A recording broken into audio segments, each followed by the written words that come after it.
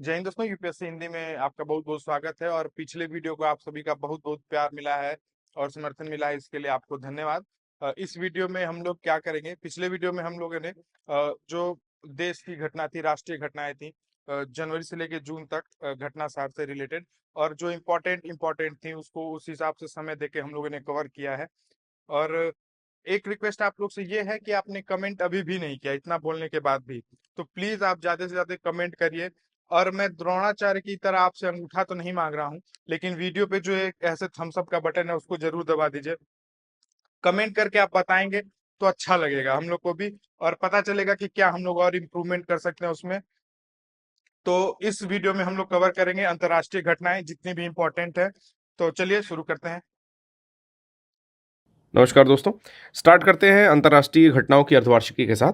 तो सबसे पहली जो खबर है काफ़ी इंपॉर्टेंट है एग्जामिनेशन के लिए। खबर क्या है कि G7 की समिट हुई है। कहाँ पर हुई है, पहला प्रश्न ये पूछ सकता है। तो ये जो समिट हुई है, पहले तो ये 50वीं समिट थी, ये जानना है कि 50वां सत्र था इस समिट का। दूसरा ये है कि कहाँ पर हुई है, तो इटली में हुई है। इटली के अपूलिया के एक फसानो शहर है, वहाँ पर बर्गो इग्जानिया एक जगह है। क्या जगह है? बर्गो इग्जानिया। ठीक है, इग्नाजिया एक जगह है, वहाँ पर हुई है G7 की समिट। तो याद रखेंगे कि G7 की समिट हुई है, 50वीं समिट हुई है, फसानो शहर अपुलिया इटली में हुई है, और बर्गो इग्नाजिया एक जगह है, वहाँ पर हुई है। ये एक तरह का आउटरीच सत्र था, जिसमें कि पहले तो ये 7 देश जो G7 में होते हैं वो यहाँ पर थे, उनके राष्ट्राध्यक्ष थे, यानी कि उसके अलावा यूरोपीय यूनियन का प्रतिनिधित्व करने वाला यूरोपीय परिषद और यूरोपीय आयोग के भी अध्यक्ष शामिल थे। अब सबसे पहले आपको बता देता हूँ कि G7 में कितनी कंट्रीज़ हैं। तो कंट्रीज़ के नाम है Canada, France, Germany, Italy, Japan, UK और यूएस। ठीक है, तो ये 7 कंट्रीज थी। जानकारी के लिए बता देना चाहता हूं कि इसका सदस्य G8 पहले हुआ करता था, तो सदस्य जो है रशिया भी हुआ करता था, लेकिन उसको निलंबित कर दिया गया। तब से ये जो संस्था है ये G7 के नाम से जानी जाने लगी। ठीक है, आउटरीच सत्र था, यानी कि G7 कंट्रीज थी, कुछ नॉन मेंबर कंट्रीज थी और कुछ ऑर्गेनाइजेशन भी इसमें शामिल थे। इंडिया के साथ साथ 11 अन्य राष्ट्रों को भी इसमें जो है बुलाया गया था। तो इस बात को भी हम लोग हाईलाइट कर सकते हैं कि इंडिया के साथ 11 अन्य कंट्रीज़ को भी जो है इसमें इनवाइट किया गया था। ठीक है, अगला देखते हैं कि उन कंट्रीज़ में कौन कौन था। तो उन कंट्रीज़ में कुछ कंट्रीज़ में यहाँ पर लिखा हूँ कि यूक्रेन थी, टर्की थी, केन्या, ब्राज़ील, उसके बाद अर्जेंटीना थी। ठीक है, तो ये कुछ कंट्रीज़ थी जो कि यहाँ पर शामिल थी।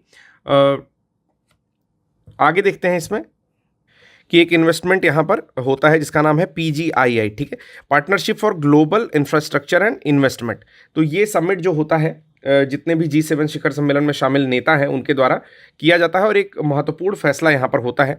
तो आधारभूत अवसंरचनाओं हेतु 700 करोड़ रुपए राशि का आवंटन यहाँ पर किया गया है। ठीक है, तो ये भी याद रखना है कि PGII यानी कि partnership for global infrastructure and investment किस समिट के अंतर्गत हुआ। तो याद रखना है कि G7 समिट के अंतर्गत ये हुआ है, और 700 करोड़ रुपए की राशि जो है इसके लिए आवंटित की गई है। फिर दूसरा जो यहाँ पर होता है वो होता है IMEC का। IMEC क्या है? भारत मध्य पूर्व यूरोप आर्थिक गलियारा को समर्थन और प्रोत्साहन दिया गया है, India middle east Europe economic corridor को। इसमें शिप टू रेल नेटवर्क, ठीक है, सड़क परियोजनाएं, मार्ग शामिल हैं, जो कि 2 गलियारों के अंतर्गत विस्तृत की जा रही हैं। पहला है उत्तरी गलियारा और दूसरा है यहाँ पर पूर्वी गलियारा। ठीक है, तो IMEC जो है वो इन 2 गलियारों के अंतर्गत शिप टू रेल नेटवर्क और उसके साथ में सड़क परियोजनाओं को शामिल करता है। तो पूर्वी गलियारे में भारत को अरब सागर से पूर्वी गलियारा जोड़ता है, और दूसरा जो उत्तरी गलियारा है वो आपका खाड़ी को यूरोपियन कंट्री से जोड़ता है। IMEC गलियारे में होगा क्या क्या? तो पहला तो विद्युत केबल बिछाई जाएंगी। ठीक है, तो ये याद रखिएगा, इलेक्ट्रिक केबल्स बिछाई जाएंगी, हाइड्रोजन पाइपलाइंस बिछाई जाएंगी, उसके साथ हाई स्पीड जो डेटा ट्रांसमिशन केबल है वो भी बिछाई जाएंगी। ठीक है, कौन कौन इसके हस्ताक्षर करता है IMEC के?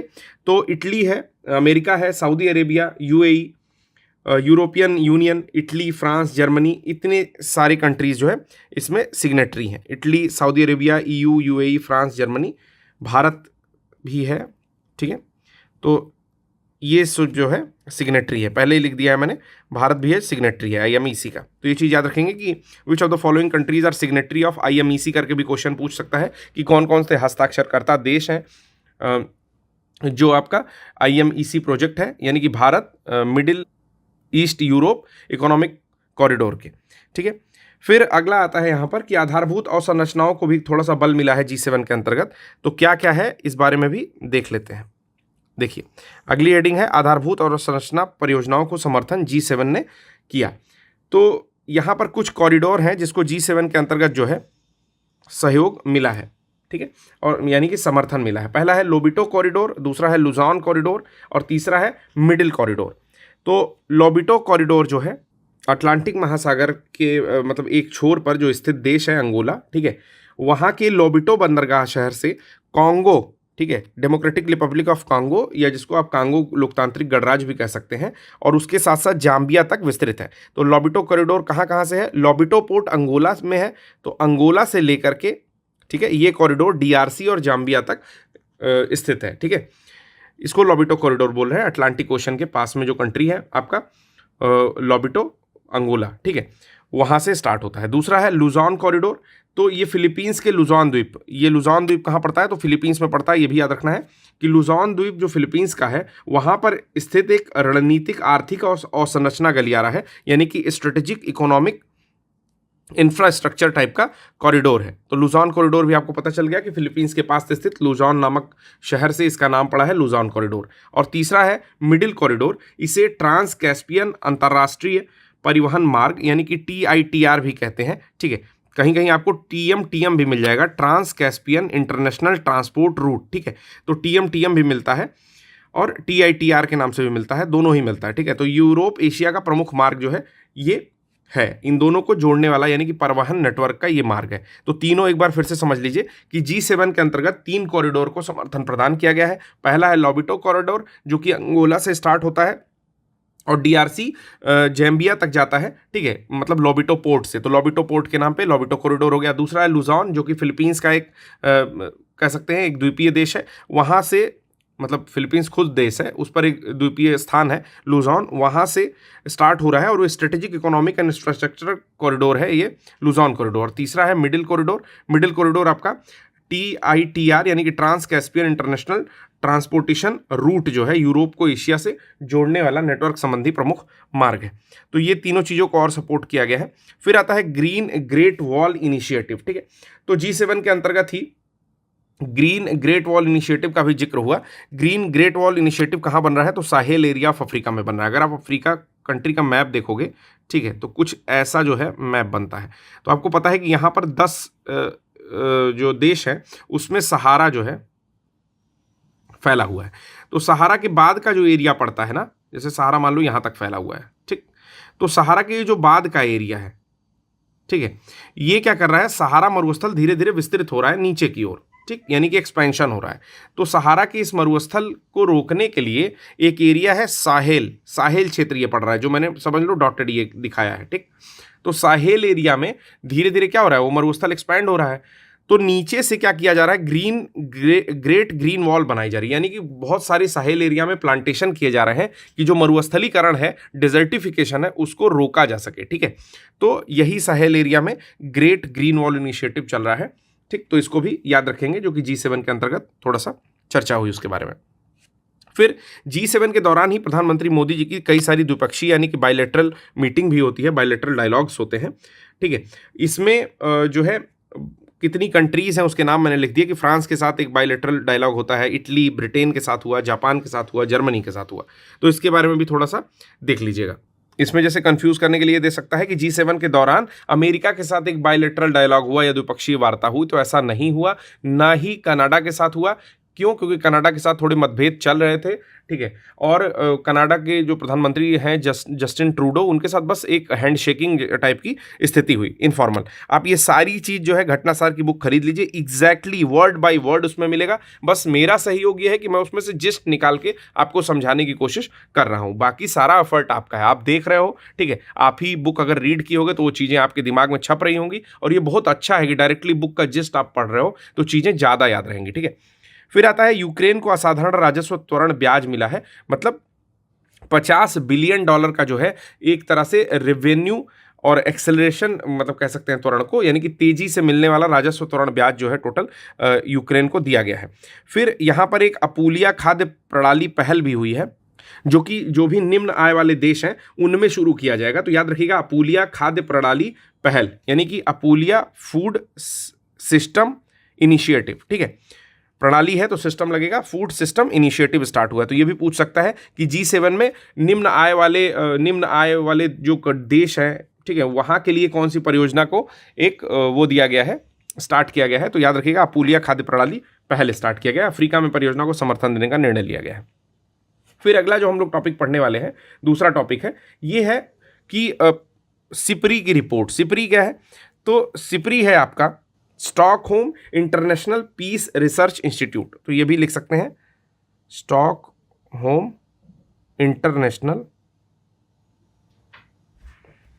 पीस रिसर्च इंस्टीट्यूट, ठीक है, Stockholm International Peace Research Institute, जिसको सिप्री बोलते हैं, इसने अपनी 55वीं रिपोर्ट जो है पेश की है।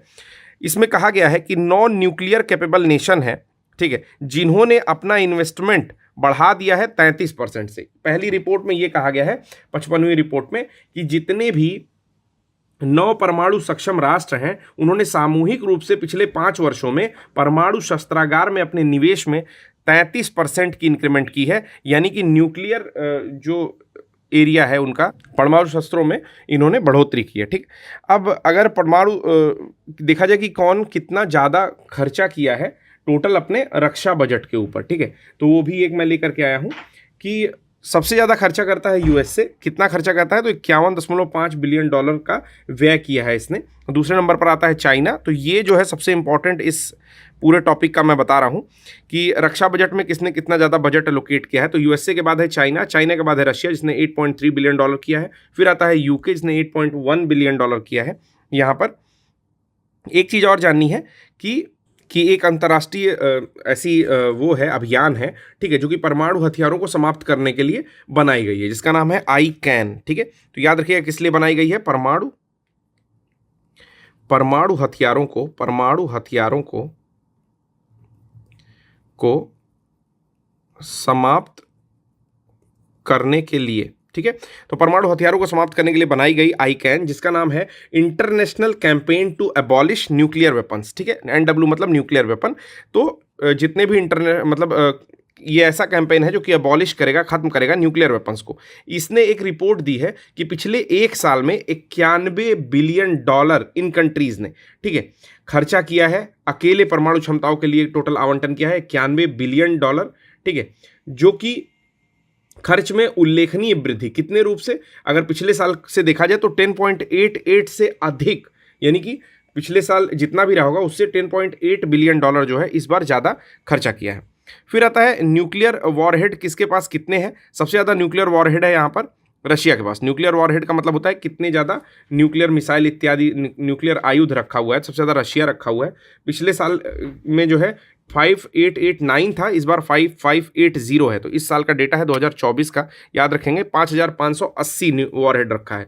फिर आता है यूएसए का नंबर, 5014 वॉरहेड रखा है वर्तमान समय में। चाइना का आता है जिसने 500 रखा है। इंडिया जो है 6वें नंबर पर है, 172 वॉरहेड रखा है। इसके बाद आता है पाकिस्तान, 170 रखा है। ठीक है, तो ये कुछ था आपका डेटा जो सिप्री ने दिया है। तो सिप्री का डेटा जरूर पढ़ के जाइएगा, सिप्री से क्वेश्चन जरूर पूछता है। आपको बताना है कि सिप्री का मुख्यालय कहाँ है। हालांकि उसके नाम में ही है, लेकिन फिर भी आपको एक बारी बताना है कि सिप्री का मुख्यालय कहाँ है।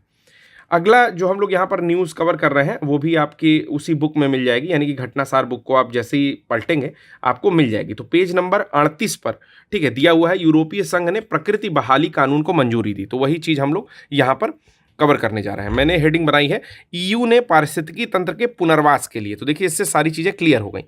क्या हुआ कि जो यूरोपियन यूनियन है उसने पारिस्थितिकी तंत्र यानी कि इकोसिस्टम के पुनर्वास के लिए, मतलब रिहैबिटेट करने के लिए उसको तो इसमें था क्या, न्यूज़ एक बार देख लेते हैं कि यूरोपीय संघ के जो पर्यावरण मंत्री थे उन्होंने कहा है कि हम लोग पारिस्थितिकी तंत्र का पुनर्वास कर देंगे, ठीक है। तो हेडिंग सबसे ज़्यादा इंपॉर्टेंट होती है जो मैं बनाया हूँ वो चीज़, ठीक ना।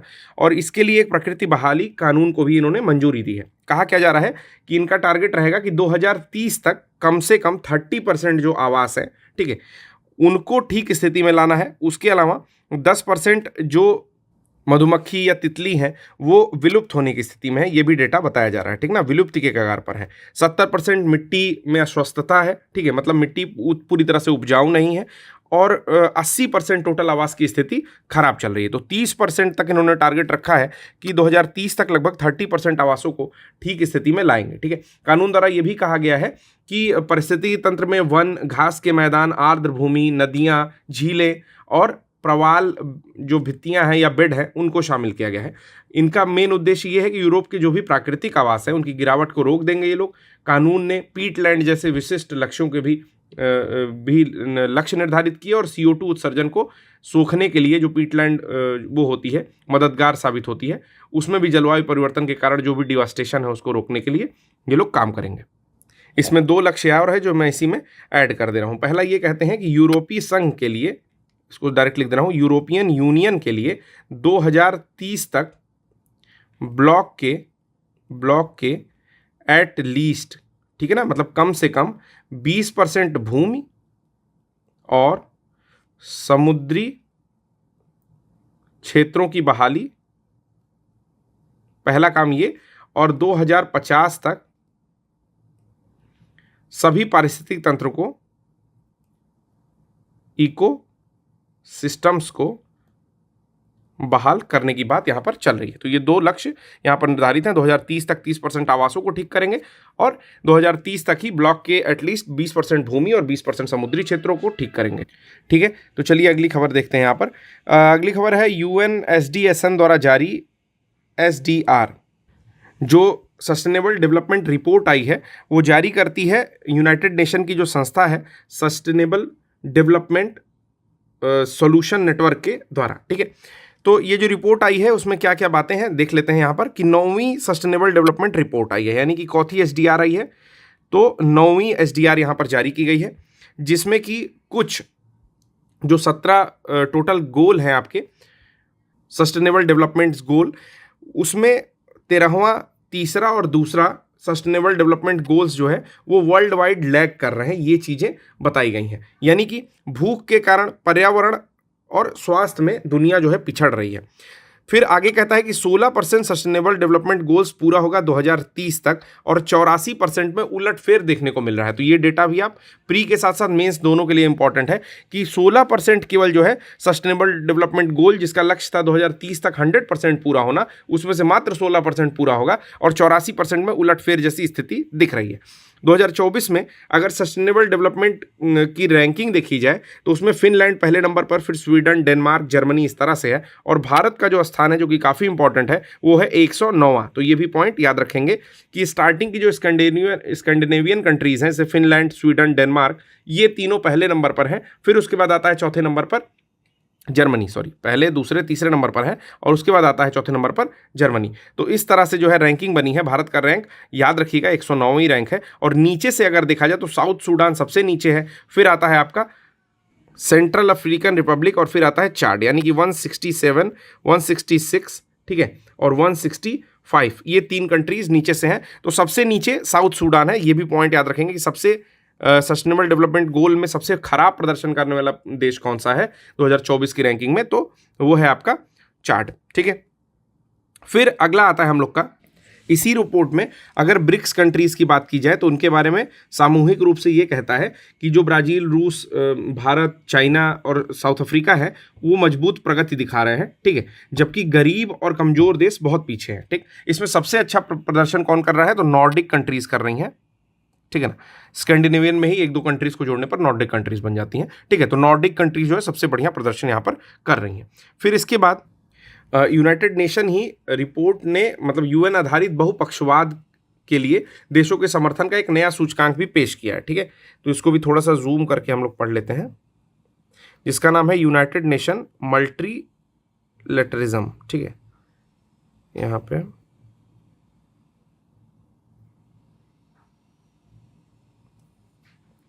ठीक है, यहाँ लिख दे रहा हूँ मैं, यहाँ पढ़ लेते हैं। ठीक, तो यूनाइटेड नेशन आधारित बहुपक्षवाद या यूएन मल्टीलेटरलिज्म यहाँ पर लिखा हुआ है नीचे।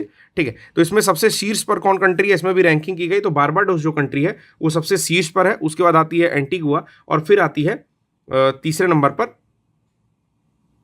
बरमूडा। ठीक है, तो बारबाडोस और दूसरे नंबर पर ये दोनों कंट्रीज आती हैं, तो दोनों दूसरे नंबर पर है। उरुग्वे जो है, ठीक है, ये आती है तीसरे नंबर पर।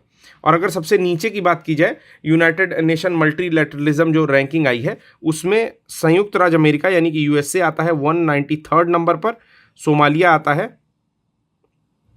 192 नंबर पर और साउथ सूडान आता है 191 नंबर पर। तो ये भी याद रखेंगे, यूनाइटेड नेशन बेस्ड बहुपक्षवाद यानी कि मल्टीलैटरलिज्म एक रैंकिंग इसकी भी आई हुई है।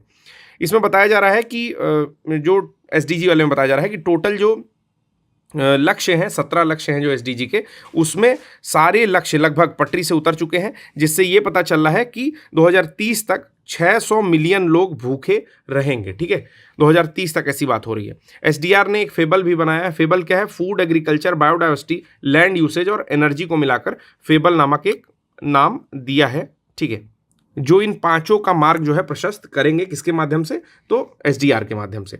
इसका उद्देश्य यह भी था कि 22 देशों के 80 से अधिक स्थानीय शोधकर्ताओं को एक साथ लाना, ताकि यह जांच की जा सके कि 2030 और 2050 तक खाद्य सुरक्षा। तो मैं कंटिन्यूएशन में थोड़ा सा रुक रहा हूं कि इसमें ये था कि 22 देशों के 80 से अधिक स्थानीय शोधकर्ता जो हैं उनको साथ लाएंगे और एक जांच करेंगे कि 2030 और 2050 तक खाद्य सुरक्षा, जलवायु शमन, जैव विविधता संरक्षण और जल गुणवत्ता से संबंधित 16 लक्ष्यों को कैसे प्राप्त किया जाए। ठीक है, तो फेबल का नाम याद रखिएगा। इस क्षेत्र में जो है आगे का मार्ग प्रस्तावित कर रहा है, जो फूड का क्षेत्र है, एग्रीकल्चर है, बायोडाइवर्सिटी, लैंड यूसेज और एनर्जी का क्षेत्र है। ठीक है, अभी इसके बाद जो हम लोग कवर करेंगे न्यूज़ वो है यूक्रेन शांति शिखर सम्मेलन। सबसे पहले जानते हैं कहाँ पर हुआ है, तो हुआ है बुर्गेन स्टॉक में। ठीक है, तो कहाँ पर हुआ है ये? बुर्गेन स्टॉक, स्विट्जरलैंड में यूक्रेन शांति शिखर सम्मेलन जो है संपन्न हुआ। कब संपन्न हुआ, डेट तो नहीं इंपॉर्टेंट है, लेकिन 16 जून के आसपास ये संपन्न हुआ है। 100 देशों के प्रतिनिधि टोटल इसमें शामिल हुए थे, जिसमें India, Saudi Arabia, south Africa, Brazil, UAE ये सब भी थे। ठीक है, और इन्होंने संयुक्त दस्तावेज को जो है हस्ताक्षर नहीं किया, ये चीज़ याद रखेंगे। ठीक है, तो यहाँ पर संयुक्त दस्तावेज हस्ताक्षर नहीं करने वाले देश। ठीक है, तो ये पॉइंट सबसे इंपॉर्टेंट है कि आपसे प्रश्न ऐसे पूछेगा कि यूक्रेन शांति शिखर सम्मेलन जो हाल ही में बर्गेन स्टॉक स्विट्जरलैंड के एक शहर में संपन्न हुआ, जहां पर 100 देशों के प्रतिनिधि शामिल हुए, में से किसने संयुक्त दस्तावेज पर हस्ताक्षर नहीं किए हैं? ठीक है, या किए हैं? तो 4 ऐसी कंट्रीज का नाम दे दिया कि इंडिया दे दिया, Saudi Arabia, south Africa they दिया और कह दिया निम्न में से कोई नहीं। ठीक है, तो नहीं किए हैं में से तो तीनों सही हो जाएगा, मतलब ऑल द अबव। और अगर किए हैं प्रश्न पूछ लेगा तो निम्न में से कोई नहीं हो जाएगा। तो याद रखिएगा, इंडिया है, सऊदी अरेबिया है, साउथ अफ्रीका है, ब्राज़ील है और यूएई, ये 5 कंट्रीज हैं जो कि साइन नहीं की हैं, जो भी संयुक्त दस्तावेज बना था। ठीक है, एक चीज और बताना चाहता हूं कि भारत की ओर से कौन शामिल हुआ, तो विदेश मंत्रालय के जो सचिव हैं, जिनका नाम है पवन कपूर, वो यूक्रेन शांति शिखर सम्मेलन में जो है शामिल हुए। अब एक स्टेटमेंट डायरेक्टली बुक में लिखा हुआ है, मैं डायरेक्टली पढ़ के बता रहा हूं कि भारत क्या कहा। भारत कहा कि वह यूक्रेन संघर्षों के शांतिपूर्ण समाधान के लिए हितधारकों के साथ काम करना जारी रखेगा। विदेश मंत्रालय भी कहता है कि भारत का मानना है कि समाधान के लिए रूस यूक्रेन के बीच ईमानदार और व्यवहारिक भागीदारी होनी चाहिए। तुर्की ने प्रस्ताव पर हस्ताक्षर किए। तो याद रखिएगा, अगर इसमें एक तुर्की देता है तो तुर्की क्या करता है? सिग्नेटरी है, यानी कि साइन करता है। ठीक, फिर आता है कि कार्यक्रम की मेजबानी किसने की, तो स्विस राष्ट्रपति वियोला एमहर्ड ने की। ठीक है, तो वियोला एमहर्ड भी पूछ सकता है कि किस देश के राष्ट्रपति हैं, तो स्विट्जरलैंड के राष्ट्रपति हैं। अगला प्रश्न आता है कि मेक्सिको की पहली महिला राष्ट्रपति कौन बनी है, तो क्लाउडिया शीन को बनाया गया है मेक्सिको की पहली महिला राष्ट्रपति। ठीक, फिर एक अगले सूचकांक के बारे में हम लोग पढ़ लेते हैं, नाम है गेटी, GETI, यानी कि वैश्विक ऊर्जा संक्रमण सूचकांक। ठीक है, चलिए इसके बारे में देखते हैं। एक सेकंड बस, ओहो, चलिए, वैश्विक ऊर्जा संक्रमण सूचकांक के बारे में क्या बातें लिखी हुई हैं वो देख लेते हैं। पहले तो ये WEF यानी कि विश्व आर्थिक मंच के द्वारा, वर्ल्ड इकोनॉमिक फोरम के द्वारा जो है जारी किया जाता है। ऊर्जा संक्रमण क्या है, डेफिनेशन देखते हैं। कह रहा है कि कोई भी देश जब पारंपरिक ऊर्जा स्रोतों को छोड़ करके, यानी कि जो भी ट्रेडिशनल एनर्जी सोर्सेज हैं उनको छोड़ करके नवाचारी व हरित ऊर्जा स्रोत का प्रयोग करना स्टार्ट करे, तो इसी को बोलेंगे ऊर्जा संक्रमण या एनर्जी ट्रांजिशन। ठीक है। अंतिम वर्ष जो है भारत की रैंकिंग थी 67वीं, 67th, लेकिन इस वर्ष जो भारत की रैंकिंग है वो है 63वीं, 120 देशों में 55.3 के स्कोर के साथ। ठीक है ना। तो रैंक ऑफ इंडिया आपको समझ में आ गया कि अगर आपसे पूछा कि विश्व ऊर्जा संक्रमण सूचकांक में भारत की रैंक क्या है, या जेटी में भारत की रैंक क्या है, तो भारत की रैंक है आपकी 63वीं। भारत की प्रगति की जो है बहुत सारी बड़ाई भी WEF कर रहा है, क्योंकि स्वच्छ ऊर्जा और संरचना में भारत ने बहुत बढ़िया प्रगति की है। क्या की है कि तो नवीकरणीय ऊर्जा और बायोमास से विद्युत उत्पादन का 42% हिस्सा भारत जो है अपना उत्पादित कर रहा है। किससे? नवीकरणीय ऊर्जा यानी कि रीन्यूएबल एनर्जी से, और बायोमास से टोटल इलेक्ट्रिसिटी कंजम्पशन का जो प्रोडक्शन हो रहा है उसमें 42% जो है स्टेक रीन्यूएबल एनर्जी का है। फिर 4th लार्जेस्ट मार्केट है रीन्यूएबल एनर्जी का इंडिया वर्ल्ड में। तो ये भी पॉइंट याद रखना है कि जब भी मेंस आंसर राइटिंग कर रहे हो, कहीं ऐसा कुछ ऊर्जा संक्रमण पे कुछ लिखने को आया, या कोई भी चीज पर्यावरण से रिलेटेड लिखने को आई, रीन्यूएबल एनर्जी से लिखने को आई, तो आप लिखोगे कि चौथा लार्जेस्ट मार्केट है रीन्यूएबल एनर्जी यानी कि नवीकरणीय ऊर्जा का। इसके पहले कौन कौन है? तो उसमें अगर रैंकिंग की बात करें दोस्तों, तो स्वीडन, डेनमार्क, फिनलैंड है, और चौथे नंबर पर है स्विट्जरलैंड। ठीक है। तो इस तरह से इसको याद कर लेंगे। अगर सबसे नीचे की बात करें तो यमन, तंजानिया और कॉन्गो, जिसमें कॉन्गो सबसे नीचे आता है। इस तरह की रैंकिंग जो है बनाई गई है। ठीक है। अगला आता है ग्लोबल पीस इंडेक्स। तो ग्लोबल पीस इंडेक्स के बारे में बात करें तो वैश्विक शांति सूचकांक 2024 की ये रैंकिंग है, जिसको Institute of Economics and Peace IEP द्वारा जो है निकाला जाता है। ठीक है। तो पहला प्रश्न यहीं से बनता है कि इंस्टीट्यूट कौन सा ऐसा संस्था है जो कि वैश्विक शांति सूचकांक प्रदान करती है। तो संस्था का नाम है Institute for Economics and Peace, IEP। ठीक है। ग्लोबल पीस इंडेक्स जारी करती है। कितने देशों पर किया गया है ये जो सर्वेक्षण है, वो 163 देशों को शामिल किया गया है, उनमें जो है टोटल मूल्यांकन किया जाता है। और दुनिया की 99.7% आबादी इसमें कवर होती है। 99.7% आबादी, पॉपुलेशन कवर होता है। ठीक है। उसके बाद कहता है कि वैश्विक शांति औसत रूप से 0.56% कम हुआ। तो ये भी याद रखना है कि जो ग्लोबल पीस है वो 0.56% से, मतलब आधा % से लगभग कम हो रही है वर्ल्ड वाइड। इसमें पहली 3 कंट्रीज का नाम आप देख सकते हैं कि आइसलैंड है, आयरलैंड है और ऑस्ट्रिया है। ये तीनों जो है पहले 3 कंट्रीज हैं। तो शांति सूचकांक के इन तीनों कंट्रीज का नाम बिल्कुल याद रखिएगा। पहले नंबर पर है आइसलैंड, याद रखिएगा। ठीक है। दूसरे नंबर पर है आयरलैंड। ठीक है। और तीसरे नंबर पर है ऑस्ट्रिया। ठीक है। ऑस्ट्रिया की कैपिटल है वियना। तो ये इसलिए ज़्यादा महत्वपूर्ण हो जाता है क्योंकि हर बार आप देख रहे हो कि नॉर्डिक कंट्रीज में से कोई ना कोई पहले, दूसरे, तीसरे नंबर पर रह रहा है। लेकिन यहाँ पर पहले नंबर पर तो आइसलैंड है, वो समझ में आता है। ठीक है। लेकिन दूसरे नंबर पर आयरलैंड और फिर ऑस्ट्रिया, फिर न्यूजीलैंड, सिंगापुर, इस तरह से जो सूची में स्थान बना है वो ये प्रश्न पूछे जाने की संभावना को और बढ़ा देता है। ठीक है। फिर ये भी चीज बताई जा रही है कि लगातार 5वां वर्ष है जबकि शांति के स्तर में क्या हो रहा है, गिरावट देखी गई है। ठीक है।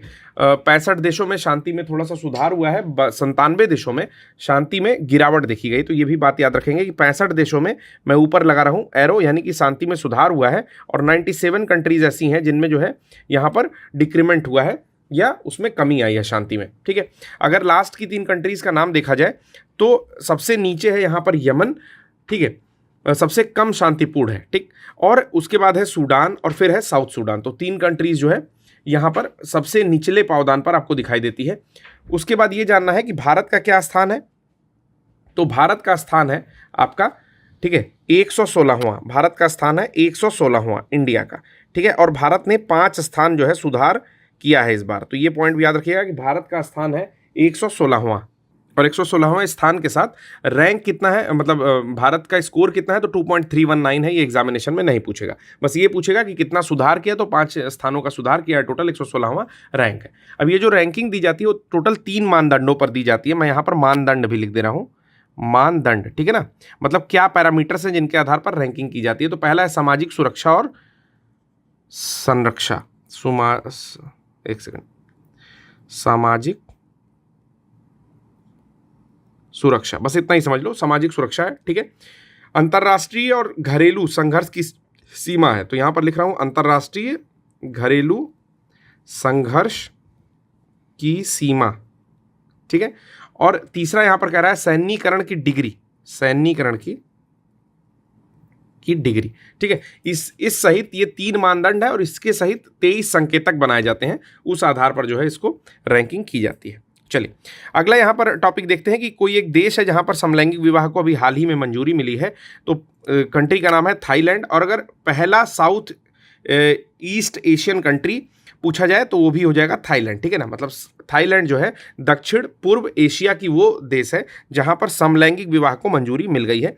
टोटल 36 कंट्री हैं अभी तक जहां पर समलैंगिक विवाह को मंजूरी है। और नीदरलैंड जो है पहला यूरोपियन कंट्री था 2001 में जिसको समलैंगिक विवाह की जो है वो वैधता प्रदान की गई थी, ठीक है। यानी कि समलैंगिक विवाह यानी कि पुरुष पुरुष से और महिला महिला से शादी कर सकती है, ठीक। अगला यहाँ पर टॉपिक है पर्यावरण प्रदर्शन सूचकांक का, तो ये भी काफ़ी इंपॉर्टेंट हो जाता है जो टॉपिक है, ठीक है। तो इस टॉपिक को भी हम लोग देख लेते हैं। EPI या इन्वायरमेंट परफॉर्मेंस इंडेक्स के नाम से जानते हैं। किसके द्वारा रिलीज किया जाता है ये रिपोर्ट, किसके द्वारा बनाया जाता है, तो Yale Center for Environment Law and Policy, उसके साथ Columbia Center for Information Earth Sciences जो है ये तीनों मिलकर के बनाती हैं, ठीक है। तो 2 ही है, sorry, Yale Center for Environment Law and Policy है और दूसरा है Columbia Center for International Earth Science Information Network. तो ये 2 संस्थाएं मिलकर के बनाती हैं, ठीक है। तो नाम इसलिए इंपॉर्टेंट हो जाता है, 1-2 बार पढ़ लीजिएगा, नाम इंपॉर्टेंट इसलिए हो जाता है कि कभी कभी डायरेक्टली पूछ लेता है। कितने देशों का यहाँ पर पर्यावरण प्रदर्शन सूचकांक के अंतर्गत जो है टोटल डेटा लिया गया, तो 180 कंट्रीज है। भारत चौथे पर नंबर पर, तो 176 जबरदस्त नंबर पर है, ठीक है। सारे पेड़ काट देने चाहिए भारत में, सबको ऑक्सीजन सिलेंडर बांट देना चाहिए, तो इस हिसाब से पर्यावरण प्रदर्शन सूचकांक चल रहा है भारत में। 176वें नंबर पर है। प्रेस और इन्वायरमेंट को लेकर के तो हम लोग बहुत ज़्यादा सशक्त हैं, ठीक है। चलिए अभी देख ही रहे हैं कि एक पेड़ माँ के नाम करके एक जो है अभियान चल रहा है, तो उसके अंतर्गत कम से कम सावन के महीने में 1-2 पेड़ जो है आप लोग अगर जमीन है तो लगाइए जरूर, ठीक है। कह रहा है कि पाकिस्तान, वियतनाम, लाओस और म्यांमार से ऊपर है भारत, तो ये एक बहुत बड़ा अचीवमेंट है, क्योंकि इसके बाद है म्यांमार 177वें नंबर पर है, पाकिस्तान जो है 179वें नंबर पर है और वियतनाम सबसे नीचे 180वें नंबर पर। तो ये याद रखिएगा, वियतनाम की स्थिति भारत से भी खराब है आपके एनवायरमेंट परफॉर्मेंस इंडेक्स में, ठीक। अगर पहले, दूसरे, तीसरे की बात की जाए तो सबसे पहले नंबर पर है एस्टोनिया, याद रखेंगे, एस्टोनिया, लातविया और लिथुआनिया, ये 3 कंट्री आती हैं आपकी, ठीक है। तो तीनों बाल्टिक कंट्रीज हैं, उसमें से एस्टोनिया जो है वो पहले नंबर पर है, दूसरे नंबर पर है लग्जमबर्ग और तीसरे नंबर पर है जर्मनी। जब बाल्टिक कंट्री में, ठीक है, सॉरी बाल्टिक कंट्रीज में नहीं, जब बेल्जियम, नीदरलैंड और लग्जमबर्ग को साथ में पढ़ते हैं तो उसको बोलते हैं बेनेलेक्स। ये एक्स्ट्रा इन्फॉर्मेशन है, इसको भी याद रखिएगा। बेनेलेक्स कौन कौन है, बेल्जियम, नीदरलैंड और आपका लग्जमबर्ग, ठीक है। तो बेनेलेक्स कंट्रीज उनको बोलते हैं। तो अभी यहाँ पर पहले, दूसरे, तीसरे नंबर पर कौन है, तो एस्टोनिया है, लग्जमबर्ग है और जर्मनी है। तो इन तीनों की कैपिटल आप लोग कमेंट बॉक्स में करना, क्योंकि एग्जामिनेशन में जब दिखाई देगा तो ये मत पूछना फिर कहाँ से आया हुआ है, क्योंकि इन्वायरमेंट परफॉर्मेंस इंडेक्स में ये टॉप 3 कंट्रीज हैं, जिनमें कहता है कि एस्टोनिया जो है वो 59% की कमी लाया है अपने GHG इमिशन में, यानी कि ग्रीन हाउस गैस इमिशन जो होता है उसमें 59% की कटौती किया है और पहले नंबर पर पहुंच गया है, ठीक है। उसके बाद फिनलैंड है, ग्रीस है, तिमोर लिस्ते, UK, बहुत सारी कंट्रीज जो है पीछे आती हैं। चलिए, EPI मुख्यतः 11 आधारों पर व्यक्त की जाती है, कि टोटल ऐसे 11 पैरामीटर्स हैं, 11 बेस हैं जिनके आधारों पर इसको व्यक्त किया जाता है। वायु गुणवत्ता, अगर भारत की बात की जाए तो उसमें वायु गुणवत्ता में 177वें नंबर पर है। जल गुणवत्ता, अपशिष्ट प्रबंधन, जैव विविधता आवास, उसमें जैव विविधता आवास में 178वें नंबर पर है भारत। फिर जलवायु परिवर्तन, उत्सर्जन, ऊर्जा उपयोग, पर्यावरणीय स्वास्थ्य, पारिस्थितिकी तंत्र, सतत विकास, सेवाएं इत्यादि जो है 11 पैरामीटर्स यहाँ पर होते हैं। अगला यहाँ पर एक सूचकांक आता है, इसका नाम है मानव विकास सूचकांक, जिसको UNDP जारी करता है। टाइटल क्या दिया है, ब्रेकिंग द ग्रिडलॉक। क्या दिया है, ब्रेकिंग द ग्रिडलॉक, ठीक है ना। क्या नाम है, मानव विकास सूचकांक, यानी कि human development index, HDI, okay. चलिए, तो HDI मुख्यतः 4 आधारों पर दी जाती है या व्यक्त की जाती है। तो HDI अभी इस बार ह्यूमन डेवलपमेंट इंडेक्स आया किसके लिए है, तो आया है 2022 के लिए, ठीक है। सबसे पहली चीज ये कि जो व्यक्त किया गया है मानव विकास सूचकांक रिपोर्ट 2023-24 वो किस पर बेस्ड है, तो 2022 तक का डेटा इसमें है। 4 आधार होते हैं मुख्यतया। पहला होता है अत्यधिक उच्च मानव विकास वाले देश, ठीक है, जहाँ पर जो वहाँ की वैल्यू है वो 0.8 या उससे अधिक होती है, तो उसको बोलते हैं अत्यधिक उच्च मानव विकास वाले देश। पहले ये हो गई कोटि, दूसरा हो गया उच्च मानव विकास वाले क्षेत्र 0.7 to 0.799, तीसरा है मध्यम विकास वाले क्षेत्र 0.55 से 0.699, और निम्न मानव विकास वाले क्षेत्र 0.55 से जो नीचे के हैं वो निम्न मानव विकास वाले क्षेत्र होते हैं। ठीक है, तो एक बारी और इसको जो है देख सकते हैं आप लोग।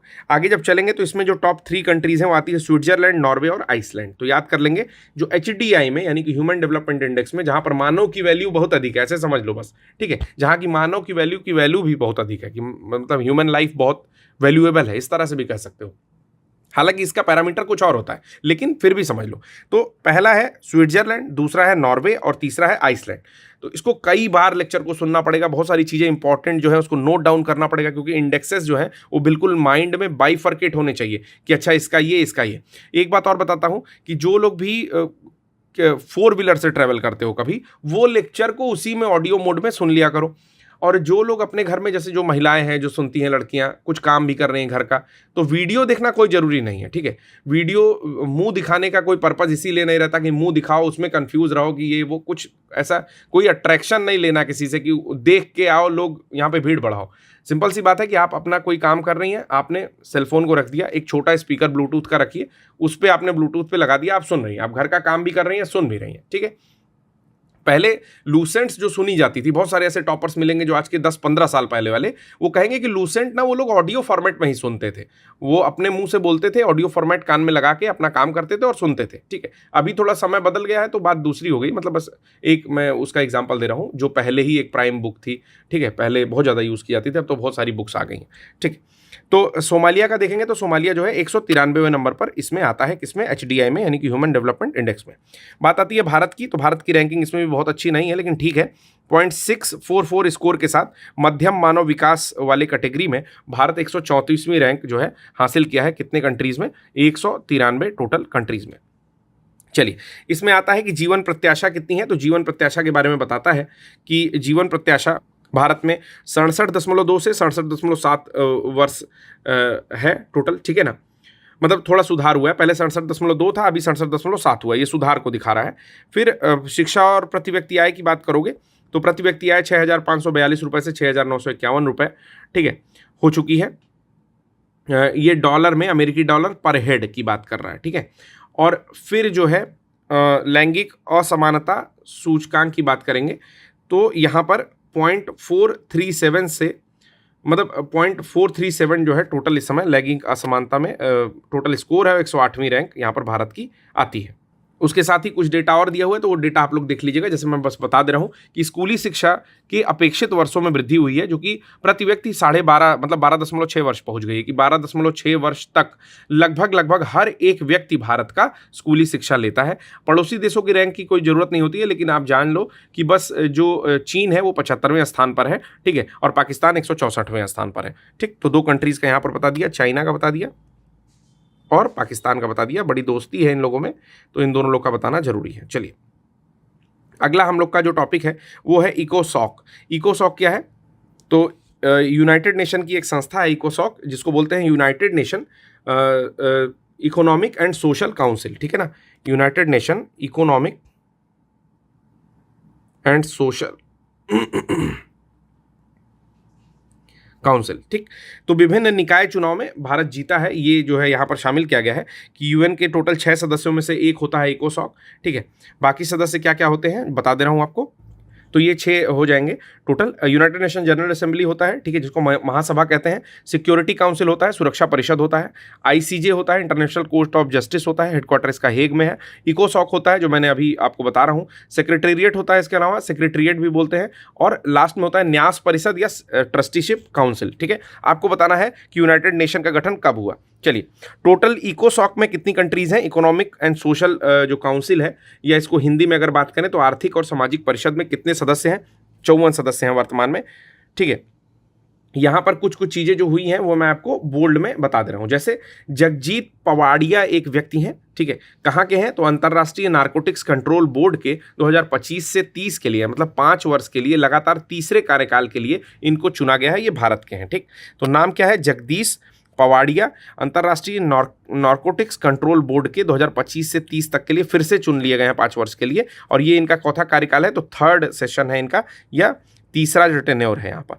फिर महिलाओं की स्थिति पर आयोग बन रहा है 2025 से 29 तक के लिए, उसमें भी जो है भारत के ही जो व्यक्ति हैं कार्यकारी बोर्ड में जो मुख्य अधिकारी या अध्यक्ष कह सकते हैं वो बने हैं। संयुक्त राष्ट्र बाल कोष के कार्यकारी बोर्ड 2025 से 27 के लिए भी कोई भारत का ही जो है उसके लिए भी चुना गया है। विश्व खाद्य कार्य में कार्यकारी बोर्ड जो है उसमें भी, और संयुक्त राष्ट्र जनसंख्या कोष, इन सब में किसी भारत के ही व्यक्ति को जो है कार्यकारी अधिकारी चुना गया है। ठीक है, अगला आता है, काफ़ी इंपॉर्टेंट है, बहुत बहुत बहुत ज़्यादा इंपॉर्टेंट है। ठीक है, इसको कोई स्टार मार्क नहीं करना है मुझे, सीधे मैं मार्क करूंगा, आप भी समझ रहे हो, ये बिटकॉइन वाला। ठीक है, क्या मार्क करना है?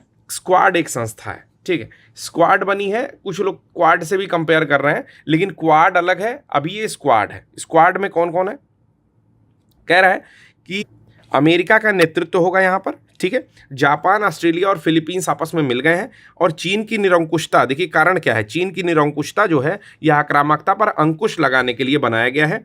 ठीक है, हो क्या रहा था, जन्म कैसे हुआ स्क्वाड का, ये समझिए कि अप्रैल में जापान, फिलीपींस और जो ऑस्ट्रेलिया है ये संयुक्त अभ्यास कर रहे थे। ठीक है, कहाँ कर रहे थे? तो साउथ चाइना सी में कर रहे थे। ठीक, ये तीनों लोग संयुक्त अभ्यास कर रहे थे, और इसीलिए इसी अभ्यास और गश्ती के दौरान जो है स्क्वाड का जन्म होता है। ठीक है, तो एक बार इसको करेक्ट करिएगा, मैंने शायद इसको बोला है ऑस्ट्रेलिया, लेकिन यहाँ अमेरिका। तो जापान, फिलीपींस और अमेरिका का संयुक्त अभ्यास हो रहा था साउथ चाइना सी में। ठीक है, मतलब जो आपका दक्षिणी चीन सागर है वहाँ पर समुद्री गश्त हो रहा था, तो वहीं पर जो है ये बना।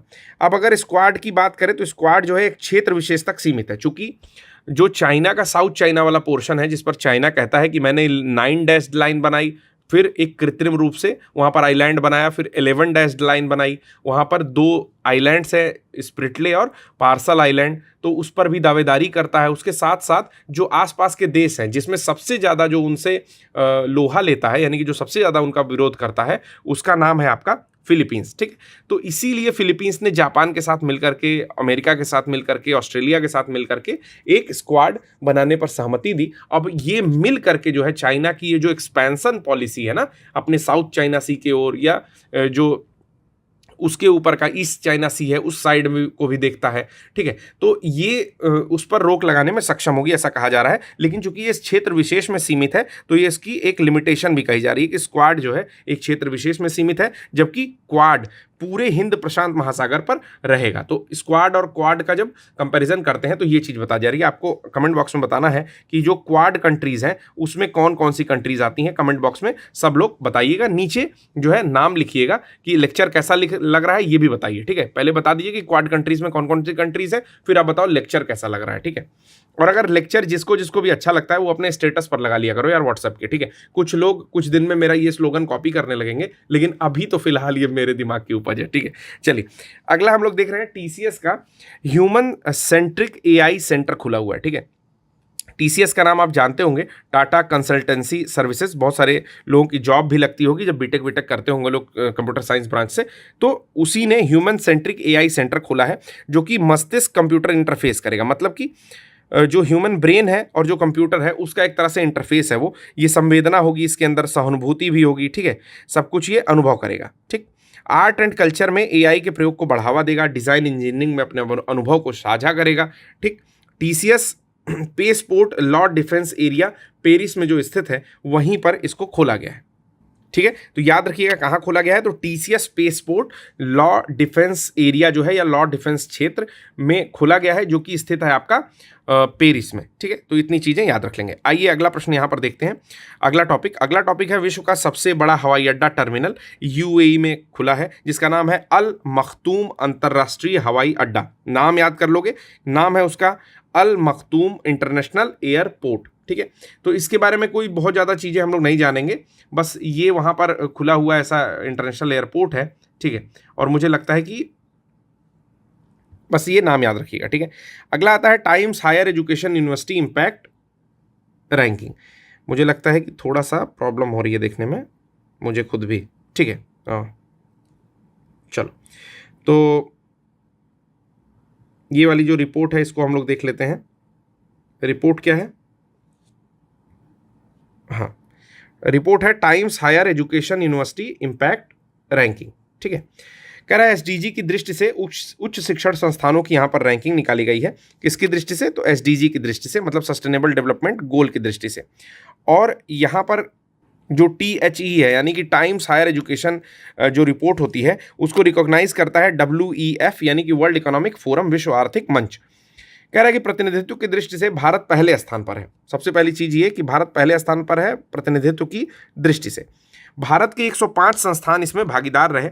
SDG 3 के अनुसार टॉप 100 में जो है कौन कौन से संस्थान है इसको मैं बता रहा हूं। जगत गुरु श्री शिव रात्रीश्वर मैसूर का, जो कि फर्स्ट प्लेस पाया है। दूसरा है स्वच्छ जल व स्वच्छता में शूलिनी जैव प्रौद्योगिकी और प्रबंधन संस्थान, सेकंड स्थान पाया है। गुणवत्ता शिक्षा में अमृता विश्व विद्यापीठम थर्ड स्थान पाया है। और लैंगिक समानता में मणिपाल उच्च शिक्षा अकादमी 15वां स्थान पाया है, ठीक है। तो ये चारों पॉइंट याद कर लेंगे। THE से रिलेटेड यानी कि Times Higher Education University Impact Ranking जो आई है उसमें, ठीक है। THE की समग्र रैंकिंग में ऑस्ट्रेलिया की वेस्टर्न सिडनी यूनिवर्सिटी, अगर इसके समग्र रैंकिंग की बात की जाए, ओवरऑल रैंकिंग की बात की जाए, तो वहाँ पर वेस्टर्न सिडनी यूनिवर्सिटी रैंकिंग ये जो है टॉप करती है। और SDG 10 के हिसाब से बात करें यानी कि असमानताओं में कमी के हिसाब से कलिंगा जो इंडस्ट्रियल इंस्टीट्यूट ऑफ टेक्नोलॉजी जो है वो 6वीं बार पहले नंबर पर आया है। तो ये भी पॉइंट याद रखेंगे, ठीक है, कि कलिंगा का जो आपका Kalinga industrial institute of technology है वो आपका 6वीं बार लगातार पहले नंबर पर आता है, ठीक है। ये भी पॉइंट याद रखेंगे। चलिए अब हम लोग देखते हैं यहाँ से कुछ अगली न्यूज़ जो हम लोग की है। आप लोग से एक बात और कहना चाहता हूं दोस्तों कि देखिए, जिसके पास बुक नहीं है उसे उतना एग्जैक्टली नहीं चीज़ें समझ में आएंगी, उसे ये लेक्चर आम लेक्चर लग रहा है। लेकिन मैं ये दावे के साथ कह सकता हूं कि जिस भी एस्पायरेंट ने, जिस भी मेरे दोस्त ने, ठीक है, ये बुक ली होगी, अगर उसने एक बार रीड किया होगा पहले से और फिर वो लेक्चर देख रहा होगा तो भी वो बढ़िया ही कमेंट करेगा नीचे। और अगर वो मेरा लेक्चर देखने के बाद बुक रीड करने जाएगा तो भी दिमाग में चीज़ें बिल्कुल छपी हुई दिखाई देंगी कि सर ने कितना रिफाइन करके, कितनी मेहनत लगी होगी कि आधे पन्ने की न्यूज़ को 3 लाइन में करने में, ठीक है। सच में, मतलब मैं पूरे आधे पेज की न्यूज़ पढ़ता हूँ, फिर उसका जिस्ट आपके लिए लेके आता हूँ जो एग्जाम के लिए इंपॉर्टेंट है। लिखा तो बहुत कुछ हुआ है, ठीक है, लेकिन मोस्टली लोग जाके जो है एग्जाम में गोभी खोदने जैसी स्थिति कर रहे हैं, ठीक है। तो ये सब नहीं करना है, बस याद रखना है, ठीक है। चलिए याद रखिएगा, यहाँ पर SDG 10 के हिसाब से जो है 6वीं रैंकिंग जो है आपका Kalinga industrial institute of technology की है। शायद मैं बोल रहा था कि 6वीं बार ये लगातार आया शीर्ष पर नहीं है, ठीक है। ये 6वीं रैंकिंग के साथ है। अगला आता है जेंडर इक्वालिटी इंडेक्स 2024। तो इसको लॉन्च कौन करता है? लैंगिक समानता सूचकांक को। तो लैंगिक समानता सूचकांक जो है, लैंगिक समानता सूचकांक, इसको लॉन्च करता है WEF यानी कि वर्ल्ड इकोनॉमिक फोरम यानी कि विश्व आर्थिक मंच। और 129वीं रैंक यहाँ पर 146 देशों में टोटल भारत की आई है। 2 प्लेसेस डाउनवर्ड मूवमेंट हुआ है भारत का, ठीक है। 2 प्लेस जो है भारत नीचे खिसक गया है, ठीक। अब पहले, दूसरे, तीसरे और लास्ट की बात कर लेते हैं। तो पहले पर आता है आइसलैंड, दूसरे पर आता है फिनलैंड और तीसरे पर आता है नॉर्वे, ठीक। तो पहले पे आता है आइसलैंड, दूसरे पे आता है आपका फिनलैंड और तीसरे पे आता है नॉर्वे। किस रिपोर्ट में? लैंगिक समानता सूचकांक में, ठीक है, जेंडर इक्वालिटी इंडेक्स में। और सबसे लास्ट पर आता है सूडान। मतलब सूडान में लड़के लड़की में बहुत ज़्यादा भेदभाव है। आइसलैंड में बिल्कुल भेदभाव नहीं है। आइसलैंड में लड़का और लड़की मतलब समान रूप से पाला जाएगा, समान शिक्षा की व्यवस्था है, समान शादी, समान अधिकार, सब कुछ समान है। उसके बाद फिनलैंड में, फिर नॉर्वे में। चलिए 4 इंपॉर्टेंट पैरामीटर्स देखते हैं जो कि इसको मेजर करने के लिए यूज़ किए जाते हैं। पहला है आर्थिक भागीदारियों का अवसर देखा जाता है कि कितनी आर्थिक भागीदारी दी जा रही है। लड़कियां कितना देश की GDP में आर्थिक रूप से भागीदार है, कितना उन्हें अवसर मिल रहा है यानी कि अपॉर्चुनिटी कितनी दी जा रही है। फिर दूसरी चीज़ है शिक्षा की प्राप्ति। शिक्षा प्राप्ति में क्या लड़कियों को या परिवार के द्वारा लड़कियों को किसी तरह से बायस किया जा रहा है कि ज़्यादा महंगी शिक्षा लेनी है तो केवल लड़कों को दी जाए, किसी को डॉक्टरी पढ़ानी है तो लड़कियों को मत पढ़ाई जाए, लड़कों को पढ़ा दी जाए क्योंकि वो घर में रहेंगे, या व्हाटएवर जो भी सिचुएशन है। तीसरी है स्वास्थ्य एवं जीवन रक्षा, मतलब हेल्थ के हिसाब से किस तरह से कॉन्शियस है, ठीक है। क्या इंश्योरेंस होगा कि नहीं होगा। अब मैं अपने मन से बता रहा हूँ कि हेल्थ से रिलेटेड क्या इंश्योरेंस लड़कियों का लड़कों के बराबर है या नहीं है, ठीक है। या जीवन रक्षा की बात हुई, क्या मतलब जो क्या बोलते हैं, तो फीटिसाइड शायद बोलते हैं, मतलब भ्रूण हत्या मैं बोलना चाह रहा था बेसिकली। तो भ्रूण हत्या तो नहीं हो रही है जीवन रक्षा से रिलेटेड। फिर राजनीतिक सशक्तिकरण किस तरह का है, केवल मेल डोमिनेंट पार्टी तो नहीं है, केवल मुख्य आधार जो है वो क्या बोलते हैं कि आदमियों के द्वारा तो नहीं चलाया जा रहा है देश को। इस तरह की कुछ चीज़ें देखते हैं। अगला यहाँ पर एक अलायंस बना है, इसका नाम है बायो फार्मास्यूटिकल अलायंस, काफ़ी इंपॉर्टेंट है, ठीक है। यहाँ पर भी आप एक मार्क कर सकते हो जो आपका बिटकॉइन है उसको। तो बायो फार्मास्यूटिकल अलायंस के बारे में बात कर रहा है। कितनी कंट्रीज है टोटल? इंडिया है, जापान, यूएसए, ईयू और साउथ कोरिया। एक बार फिर से देख लीजिए, इस तरह से मैंने पेंटागन बना करके, पंचभुज बना करके उसके चारों ओर लिख दिया है। कह रहा है कि दुनिया की सबसे बड़ी दवा प्रदर्शनी है Bio International Convention 2024, San Diego USA में हुआ। कहाँ हुआ? तो बायो इंटरनेशनल कन्वेंशन कहाँ हुआ 2024 का? तो सैन डियागो, जो कि यूएसए का एक एरिया है, वहाँ पर होता है, ठीक है। एक गठबंधन जो ये बना, इसका क्या, सॉरी, एक गठबंधन जो बना बायो फार्मास्यूटिकल अलायंस, इसका क्या वो है, उद्देश्य है? तो मैंने लिख रखा है कि दवा आपूर्ति श्रृंखलाओं में विविधता लाना। पहला तो ये हो गया कि थोड़ा सा डाइवर्सिटी लेके आएंगे जो भी दवा आपूर्ति है, जो ड्रग सप्लाई है उसमें, और विस्तृत आपूर्ति श्रृंखला मापचित्र तैयार करना या मानचित्र तैयार करना, मतलब किस तरीके से एक बल्क में हम लोग सही आपूर्ति कर सकते हैं, ठीक है। उसके साथ साथ टिकाऊ आपूर्ति करनी है, विश्वसनीय करनी है कि कोई फेक फ्रॉड दवाएं ना आ रही हो, कहीं किसी का सॉल्ट या कंपोजिशन चेंज ना हो, ठीक। दूसरी चीज कि टिकाऊ यानी कि सस्ती दवाएं मिले, जैसा जन औषधि केंद्रों पर मिल रहा है, ठीक है। तो उस तरह से सेम दवा ही सस्ते में मिले, कोई कंपोजिशन चेंज ना हो, इस तरह की सारी जो है इसका एक ऑब्जेक्टिव है, ठीक है। साथ ही बायोफार्मा क्षेत्र की एक लचीली आपूर्ति श्रृंखला का भी निर्माण करना है, यानी कि फ्लेक्सिबल जो भी सप्लाई है उसको भी देखना है। अगला हम लोग देखने जा रहे हैं शांग्री ला वार्ता 21वां जो हुआ है सिंगापुर में। इसमें एक काफ़ी इंपॉर्टेंट पॉइंट बताऊंगा ये कि अभी आपने अगर मूवी देखी होगी, जो कल की मूवी आई है, तो उसमें एक जगह रहती है, जगह का नाम क्या रहता है? शंबाला, ठीक है।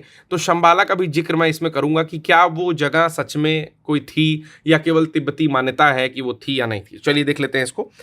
शांग्री ला डायलॉग जो है एशिया प्रशांत प्रमुख रक्षा बैठक होती है, यानी कि आपका एशिया पैसिफिक के जो हेड होते हैं रक्षा के, उन लोग की ये बैठक होती है। और सिंगापुर सरकार और अंतः सामरिक अध्ययन संस्थान के द्वारा इसको ऑर्गेनाइज किया था। ये चीज़ याद रखिएगा कि एक गवर्नमेंट है और दूसरा है अंतः सामरिक अध्ययन संस्थान, इन दोनों के द्वारा इसको ऑर्गेनाइज किया जाता है। शांग्री ला जो है वो बेस्ड है आपके जेम्स हिल्टन के एक उपन्यास जिसका नाम है लॉस्ट पैराडाइज।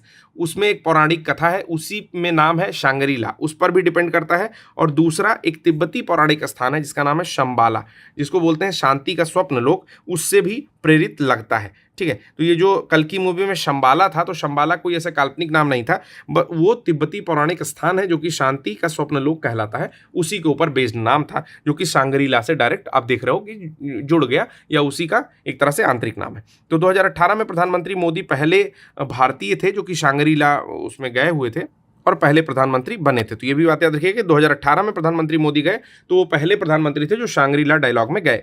उसके बाद कुछ चीज़ें देख लेते हैं कि थर्ड मीटिंग इसकी हुई जिसको इनॉग्रेट किया आपके लॉयड ऑस्टिन ने, ठीक है, जो कि रक्षा सचिव हैं यूएसए के। तो लॉयड ऑस्टिन ने, नाम थोड़ा यहाँ पर ऐसा लिखा गया है, नाम याद रखिएगा, लॉयड ऑस्टिन ने इसको इनॉग्रेट किया और ये 2 दिन की जो है मोस्ट इंपॉर्टेंट मीटिंग चली। तीसरी मीटिंग क्यों थी? क्योंकि हुआ क्या कि बीच में कोविड आया तो इसको बहुत बार जो है कैंसिल करना पड़ा। अगर ब्रेन चाइल्ड की बात करें कि किसने सोचा कि शांग्री ला डायलॉग होना चाहिए और ये सारी चीज़ें, तो वो थे जॉन चिपमैन, ठीक है ना। ये कहते थे कि अपने क्षेत्र में एशिया पैसिफिक से संबंधित रक्षा के संबंधित बातों पर खुलकर चर्चा हो सके, तो जॉन चिपमैन ने एक इस तरह का शांग्री ला डायलॉग जो है बनाया। फिर यहाँ पर एक चीज़ याद रखनी है कि इस बार जो है कोई रिप्रेजेंटेशन इंडिया के साइड से नहीं था, ठीक। अगला न्यूज़ आता है, काफ़ी ज़्यादा इस पर बिटकॉइन काफ़ी सुंदर तरीके से लगाया हुआ है कि पैलेस्टीन को राज्य के रूप में मान्यता दी है, स्लोवेनिया ने दी है, नॉर्वे, आइलैंड और स्पेन ने 28 मई को दी और स्लोवेनिया ने 4 जून को। तो ये न्यूज़ छप करके आ रही है, अगर नहीं आई, ठीक है, तो कोई गारंटी नहीं ले सकता यार, हो सकता है ना आए, ठीक है, लेकिन आनी चाहिए। ये मैं इसको 90% कह रहा हूँ, 90% मैं अपने ओर से प्रोबेबिलिटी दे रहा हूँ, ठीक है, 90 भी नहीं, मैं और ऊपर दे रहा हूँ, 98% दे रहा हूँ। 2% अगर बैड लक भी साथ नहीं रहा ना, तो हो सकता है कि ये न्यूज़ ना पूछे, नहीं तो एकदम 98% पूछेगी ही पूछेगी। रट लो इसको। क्या है कि पैलेस्टीन जो राज्य है, अभी आपको पता है कि इजराइल है और इजराइल के बगल में पैलेस्टीन है, ठीक। अगर मैंने मैप रखा हो, इसमें मैप नहीं रखा है, मैं थोड़ा सा बता दूंगा अभी आपको खुद से ड्रॉ करके। चलो, तो पैलेस्टीन जो राज्य है जिसमें गाजा स्ट्रिप का पोर्शन आता है, ठीक है, और वेस्ट बैंक का पोर्शन आता है, ठीक। तो जो पैलेस्टीन है उसको एक स्टेट के रूप में, स्टेट मतलब होता है कि देश के रूप में मान्यता मिली है। किसने किसने दिया है? तो नॉर्वे, आइसलैंड, ठीक है ना, और स्पेन ने पहले दे दिया, 28 मई को दिया, और स्लोवेनिया ने बाद में दिया। तो टोटल 4 कंट्रीज हैं जिन्होंने नेशन के रूप में उसको रिकॉग्नाइज किया। होता क्या है ना कि आपको लग रहा होगा पैलेस्टीन तो पहले से ये कंट्री है, क्या रिकॉग्नाइज करना है, ये क्या बात कर रहे हैं। देखो बता रहा हूं एक बात, देखो होता क्या है ना कि जैसे मान लो कि कश्मीर भी एक कंट्री बन सकती है, लेकिन जब आसपास की कुछ कंट्रीज वैश्विक रूप से उसको एक देश के रूप में रिकॉग्नाइज करे कि हाँ ये तो देश है, समझ में आ रहा है, और यूएन में ये बात उठे कि हम लोग रिकॉग्नाइज करते हैं कि वो एज ए कंट्री है, तो यही वाला बवाल है यहाँ पे। तो पैलेस्टीन को ना अमेरिका के दबाव में बहुत सारी कंट्रीज रिकॉग्नाइज नहीं करती हैं, या इसराइल के दबाव में, लेकिन अभी फिलहाल ये 4 लोग रिकॉग्नाइज कर रहे हैं कि पैलेस्टीन एक राज्य है। तो नॉर्वे, आइसलैंड, स्पेन और स्लोवेनिया, ये 4 लोग जो है इसको रिकॉग्नाइज किए हैं। तो ये चीज़ याद रखिएगा। आयरलैंड नाम है, आइसलैंड बोल रहा हूँ, ठीक है, ये आयरलैंड है दोस्तों, ठीक। तो नॉर्वे, आयरलैंड, स्पेन और स्लोवेनिया। अब देखो 1993 में थोड़ी सी इतिहास जो इसमें लिखा हुआ है वो देख लेते हैं कि 1993 में 2 स्टेट सोल्यूशन आया, has been accepted. 2 state solution की थ्योरी को एक्सेप्ट किया गया बाई ओस्लो अकॉर्ड, और उसके लिए ओस्लो समझौता या ओस्लो अकॉर्ड हुआ बिटवीन 2 कंट्रीज। किसके किसके बीच में? इजराइल और फिलिस्तीन के बीच में। अब 10 मई को फिलिस्तीन को यूएन का सदस्य बनने हेतु अरब देशों की पहल पर, किसने पहल किया? तो जो अरब कंट्रीज है उन्होंने पहल किया कि चलो देश इसको मानते हैं, और अरब देशों की पहल पर वोटिंग कराई गई, जिसमें 143/193 वोट मिले, ठीक है, लेकिन सदस्यता नहीं मिली। ये बात याद रखिएगा कि 143 वोट मिले, फिलिस्तीन एक तरह से जीता भी वोटिंग, लेकिन सदस्यता नहीं मिली। 9 अगेंस्ट में थे और 25 अब्सेंट थे, ठीक है। तो इसकी स्थिति होती है। तो एक बात और बताना चाहता हूं कि जैसे नेशन को एक्सेप्ट करने के लिए 3-4 पैरामीटर होते हैं, अभी उतने डेप्थ में नहीं जाऊंगा कि भाई उसकी एक डेफिनेट बाउंड्री हो, उसका कोई एक मुखिया हो, बहुत सारी चीज़ें होती हैं, ठीक है। तो उसमें 2/3 मेजॉरिटी अगर मिलती है उन सारे पैरामीटर्स के साथ, तो उसको एज ए नेशन घोषित कर दिया जाता है, लेकिन यहाँ पर नहीं मिली है, ठीक। अगर बात करें कि सबसे पहले किसने इसको जो है सपोर्ट किया, रिकॉग्नाइज किया एज ए नेशन, तो उस कंट्री का नाम है अल्जीरिया। तो ये भी याद रखिएगा, अल्जीरिया क्या है? वो पहली कंट्री है जिसने आपके फिलिस्तीन को सबसे पहले रिकॉग्नाइज किया, यानी कि मान्यता दी। चलिए अगला यहाँ पर एक हेडिंग आती है कि दुनिया के 50 सबसे अमीर शहरों की सूची 2024 में आती है। वर्ल्ड वेल्दिएस्ट सिटीज रिपोर्ट आई है। कैसे आती है कि तरल निवेश योग्य संपत्ति, मतलब उनके पास जो लिक्विड एसेट है, जैसे आपके बैंक में बहुत सारा पैसा पड़ा हो, आपके घर में पड़ा हो, तो ये सारे लिक्विड एसेट हैं, ठीक है। अभी एफडी करा दोगे तो लिक्विड नहीं रह जाएगी, वो लिक्विड कराना पड़ेगा, या कहीं और डाल दिया उस पैसे को, शेयर मार्केट में डाल रखा है या स्टॉक खरीद रखे हैं, तो वो लिक्विड नहीं है, ठीक है। म्यूचुअल फंड में डाला है, सब लॉक्ड मनी है, प्रॉपर्टी में डाला है। लिक्विड एसेट क्या होता है? जो अभी आपके पास हो, ठीक है, जैसे सोना हो गया, लिक्विड एसेट में आता है। उसके बाद आपका कैश हो गया, लिक्विड एसेट आता है, ठीक है। तो उस तरह का $1 मिलियन प्लस अगर लिक्विड एसेट होता है तो उससे अधिक, तो उसको तरल निवेश योग्य संपत्ति में गिना जाता है, ठीक है। तो इस तरह में न्यूयॉर्क आता है अमंग टॉप 10 सिटीज़ में। न्यूयॉर्क है पहले नंबर पर, ठीक है, 10 शहर में। उसके बाद सीधे मैंने लिखा है मुंबई, और मुंबई के बाद है दिल्ली। भारत के 2 हैं, मुंबई है 24वें नंबर पर, ठीक है, और दिल्ली आता है आपका 37वें नंबर पर। तो बस इतना सा इसमें इन्फॉर्मेशन है। अगर आपको ज़्यादा चाहिए होगा तो 1, 2, 3 आप एक बारी उसी बुक में से लिख लेना, ठीक है। चलो अगली न्यूज़ देखते हैं, नाटो से रिलेटेड। नाटो में क्या है? नाटो में 2 साल से जो है शामिल होने का एक वो चल रहा है, क्या चल रहा है? हवा चल रही है, आंधी चल रही है। तो स्वीडन जो है 32वां देश है जो उसमें शामिल होगा। स्वीडन की राजधानी आप यहाँ पर लिख देना, ठीक है। स्वीडन की जो भी राजधानी है वो आप यहाँ पर कमेंट बॉक्स में लिख देना। इसके पहले 31वां देश आया था फिनलैंड। फिनलैंड जो है किसका शहर है? तो झीलों का शहर है, फियोर्ड तट का भी कहा जाता है फिनलैंड को। तो इसकी भी कैपिटल आप लोग याद कर लीजिएगा, कमेंट बॉक्स में लिखिएगा, ठीक है। याद मत करिए, कमेंट बॉक्स में पहले लिख दीजिए, याद अपने आप हो जाएगी। टर्की और हंगरी ने आपत्ति की थी 2022 में, लेकिन फिर बाद में हटा ली थी, ठीक है, ठीक है। अगली न्यूज़ आती है, अगली न्यूज़ भी बहुत इंपॉर्टेंट है, थोड़ी सी गुजराती न्यूज़ है, ठीक है। क्या नाम है इस न्यूज़ का? एक होल मिला है, नाम है ब्लू होल, ठीक है, तामजा ब्लू होल। तो तामजा जो है थोड़ा सा गुजराती वर्ड जैसा फील करता हूं मैं। तो तामजा ब्लू होल मिली है जो कि विश्व की सबसे गहरी ब्लू होल है। तो ये भी चीज़ याद रखिएगा कि वर्ल्ड में सबसे डीपेस्ट जो है एक ब्लू होल खोजी गई है, और इसका नाम है तामजा ब्लू होल। ब्लू होल कब बनते हैं पहले ये समझ लो, ठीक है। क्या होता है, कब बनते हैं? ब्लू होल तब बनते हैं जब चट्टान जल के कारण इरोड या नष्ट हो जाती है। जैसे किसी चट्टान पर ही जल है, तो अगर वो जल के कारण वो चट्टान नष्ट हो जाती है, जिससे एक सिंक होल बन जाता है और उसमें गड्ढा हो जाए, ठीक है, तो उसी को बोलेंगे ब्लू होल, ठीक है। और ये कहाँ मिला है, तो युकाटन प्रायद्वीप में मेक्सिको के समीप चेतुमल खाड़ी में ये चीज़ मिली है। अब मैं एक बार फोटो बना के भी बता दे रहा हूँ आपको। तो लगभग 420 मीटर या 1380 प्लस फीट का जो है ये है। अगर एक ऐसे टेढ़ा मेढ़ा सा नक्शा मैं बना ही दूँ, ठीक है, ठीक, एक यूएसए का, तो समझ लो ये वाला जो पॉइंट है ना, थोड़ा सा क्लियर नहीं बना, बस नीचे का बना रहा हूँ कि मान लीजिए ऐसे करके नीचे जो है यूएसए बनता है, ठीक। तो इधर जो है मेक्सिको खत्म होगा और युकाटन कहीं पड़ेगा, ठीक। तो बस एक पॉइंट से दिखा रहा हूँ, जो तामजा ब्लू होल है बिल्कुल ऐसे ही, जहाँ पे ग्रीन वाला पॉइंट बनाया हूँ, एक बार जूम करके दिखाता हूँ, जहाँ ग्रीन वाला पॉइंट बनाया हूँ ना, यहीं पर तामजा ब्लू होल पड़ेगा, अगर ये युकाटन चैनल है और ये युकाटन का पोर्शन है, ठीक है। तो इसके बारे में भी थोड़ा बहुत आप लोग जानकारी ले ही लिए कि तामजा ब्लू होल कहाँ मिली है, तो चेतुमल का जो खाड़ी है युकाटन प्रायद्वीप के पास, वहाँ पर मिली है मेक्सिको में, ठीक है। कब बनती है ये भी मैंने बताने का प्रयास किया है कि अगर जिस चट्टान पर पानी है उसमें छेद हो जाए तो वो ब्लू होल के नाम से जानी जाती है। प्रधानमंत्री अभी भूटान गए थे, तो भूटान यात्रा उनकी काफ़ी इंपॉर्टेंट हो जाती है। देख लेते हैं प्रधानमंत्री नरेंद्र मोदी की भूटान यात्रा। मोदी जी गए, वहाँ पर पीएम है लोत्सिंग टोब्गे, ठीक है। तो लोत्सिंग टोब्गे जो है वहाँ के पीएम है।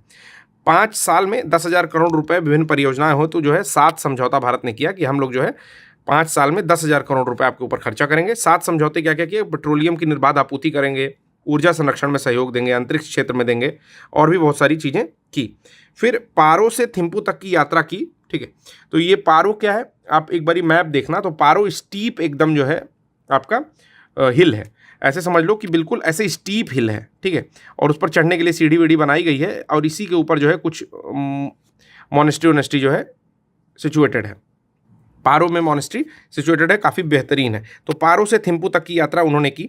इनको क्या मिला, तो order of the Druk Gyalpo Modi ji को दिया गया है, जो कि फर्स्ट नॉन भूटानीज है, पहले गैर भूटानी व्यक्ति हैं जिनको order of the Druk Gyalpo मिला है। अब ये है क्या, ये वहाँ का हाईएस्ट सिविलियन अवार्ड है या ऑनर है, ठीक। हॉस्पिटल इनॉग्रेट किया जिसका नाम था Gyaltsuen Jetsun Pema Wangchuck mother and child hospital. तो जो सबसे कठिन नाम आया अगर एग्जामिनेशन में, कुछ मुंह और जीभ तोड़ देने वाला, तो उसको लगा देना कि भूटान का है। क्या है, ग्याल सुएन जेत्सुन पेमा वांगचुक, ठीक है। तो इसको लगा देना मदर एंड चाइल्ड हॉस्पिटल आपका इसमें इनॉग्रेट किया गया। दूसरा चरण जो है इसका इनॉग्रेट किया है। फिर आता है अगला वर्ल्ड हैप्पीनेस इंडेक्स, याद रखिएगा उसके दूसरे चरण का शुभारंभ किया है। वर्ल्ड हैप्पीनेस इंडेक्स के बारे में बात कर लें, ठीक है। वर्ल्ड हैप्पीनेस इंडेक्स 2024 का आया है। 20 मार्च को वर्ल्ड हैप्पीनेस डे मनाया जाता है, तो ये भी चीज़ याद रखनी है, 20 मार्च को वर्ल्ड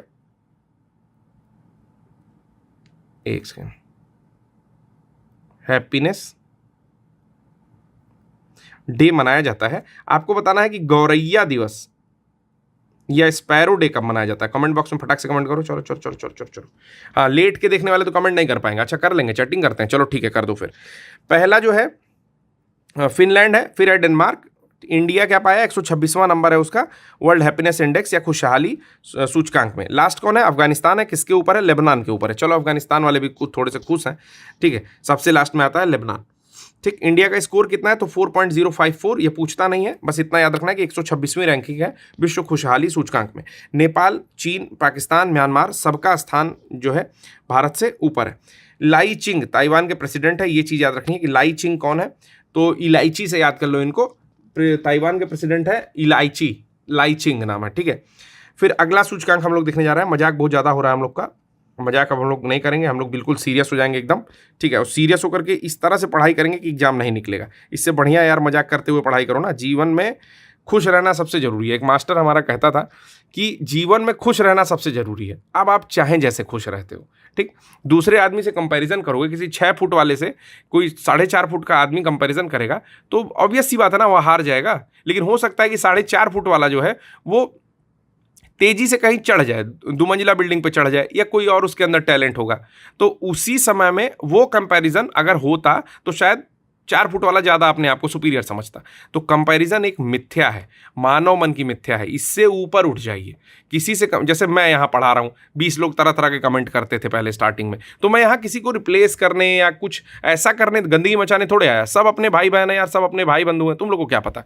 तो कहने का मतलब ये है कि मेरा स्पेस अपना है, मैं अपने स्पेस में अपने टाइम में अपना काम कर रहा हूँ। किसी और व्यक्ति का स्पेस अपना है, वो अपने टाइम में अपना काम कर रहा है, अच्छा काम कर रहा है, बड़ी अच्छी बात है यार। तो निगेटिव माइंडसेट के साथ आप जीवन नहीं जी सकते, और जियोगे तो जीवन भर परेशान रहोगे। तो खुश रहना इज अल्टीमेट गोल। आप जो भी पढ़ रहे हो, जो भी कर रहे हो, उसमें खुश रहो। अगर 100% सिलेबस नहीं कवर करके जा रहा हो, 50% कवर करके जा रहा हो, तो भी ये खुश रहो ना कि 50% कवर करके मैं जा रहा हूं। ये नहीं खुश रहना है कि भाई वो छूट गया, वो तब तो हो चुका एग्जाम। 50% कवर कर लिया, ये खुश होके जाओ, नेक्स्ट टाइम उसको 70 करना, सिलेक्शन हो जाएगा आराम से। चलो प्री में तो एटलीस्ट, ठीक है।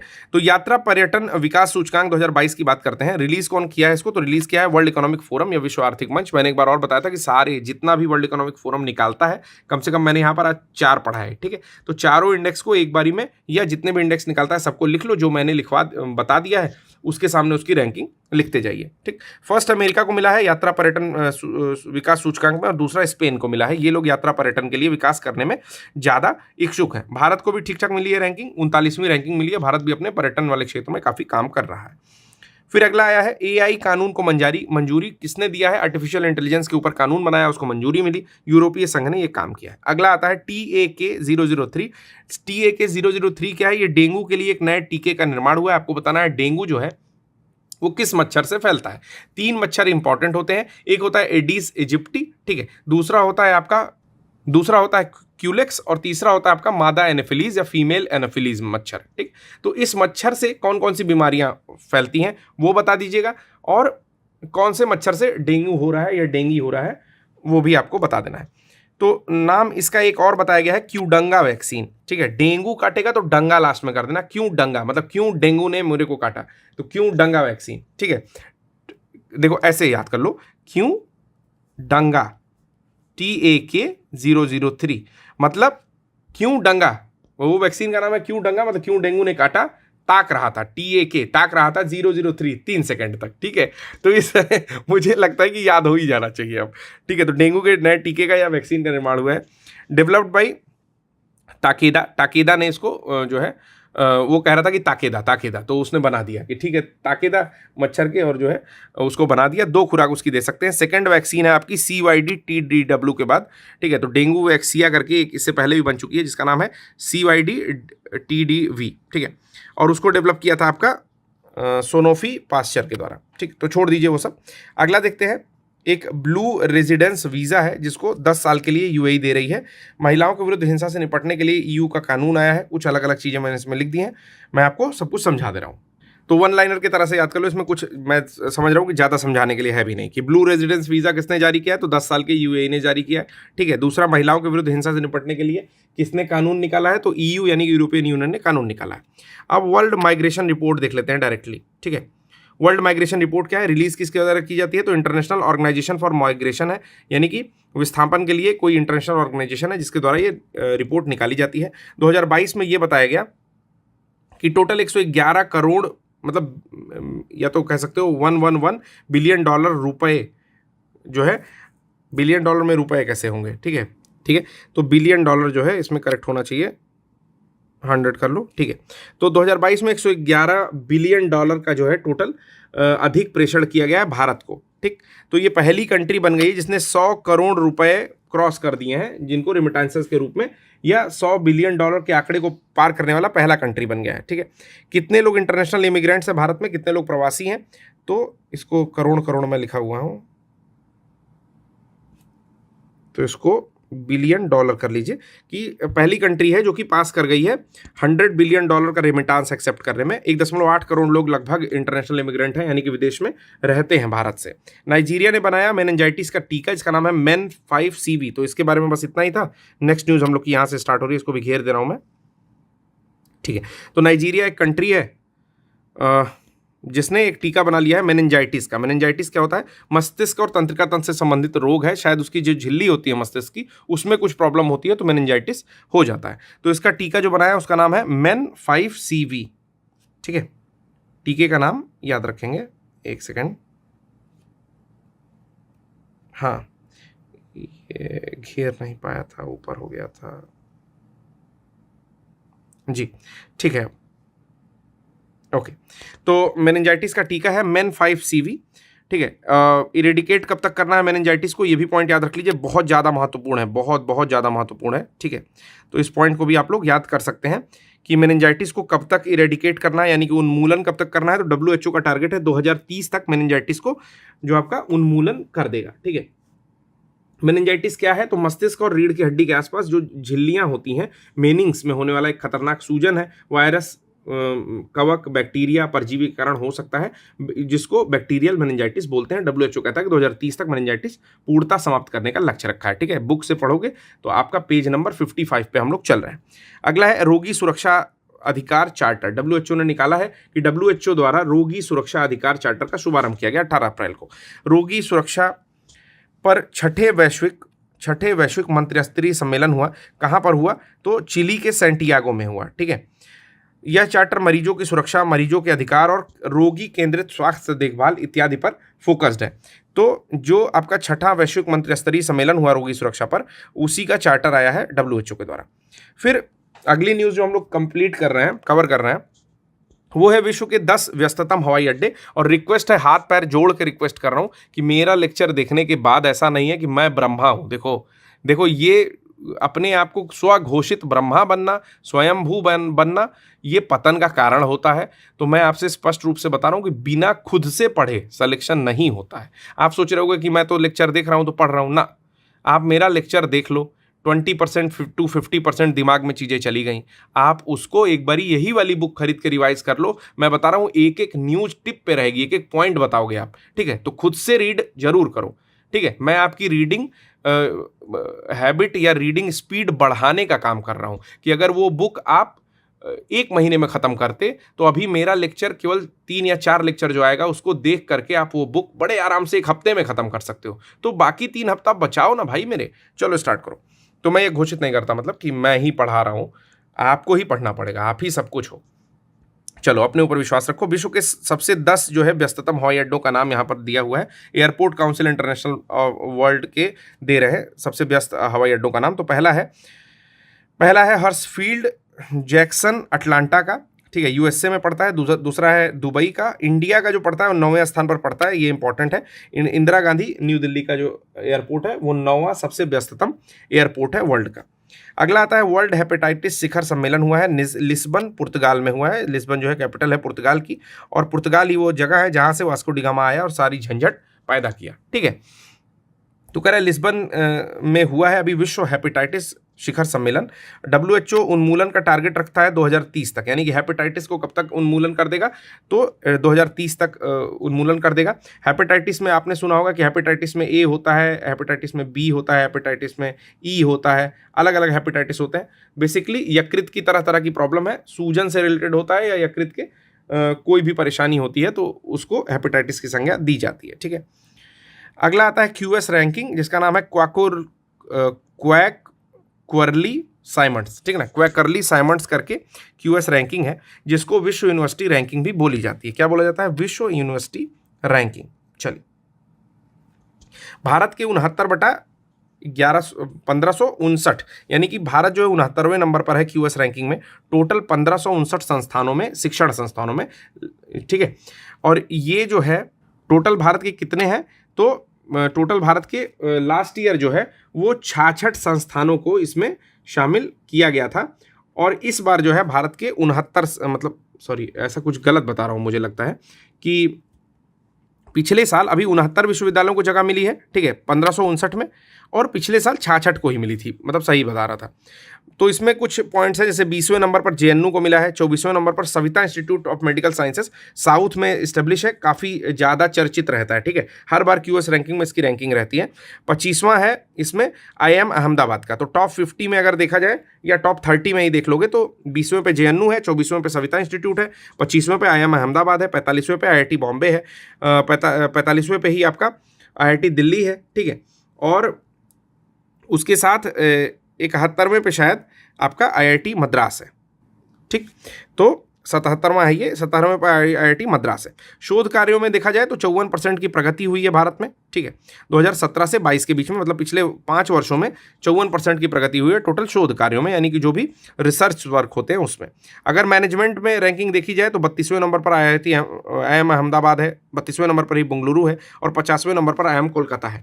आर्ट्स एंड ह्यूमैनिटी की रैंकिंग में देखा जाए तो दिल्ली जो है वो 210वें नंबर पर है आर्ट्स और ह्यूमैनिटी में, JNU 244वें और IIT बॉम्बे 261वें। लाइफ साइंसेज में एम्स दिल्ली का 249वें नंबर पर है, मणिपाल 317 और दिल्ली यूनिवर्सिटी 379 नंबर पर है। सोशल साइंसेज में भी रैंकिंग यहाँ पर दी गई है कि IIT दिल्ली 108वें नंबर पर है, IIM अहमदाबाद 131वें और IIT बॉम्बे 132वें नंबर पर है। तो सारी रैंकिंग इंपॉर्टेंट नहीं है, ऊपर जो मैंने बड़ा बड़ा लिखा ये रैंकिंग इंपॉर्टेंट है, ठीक है।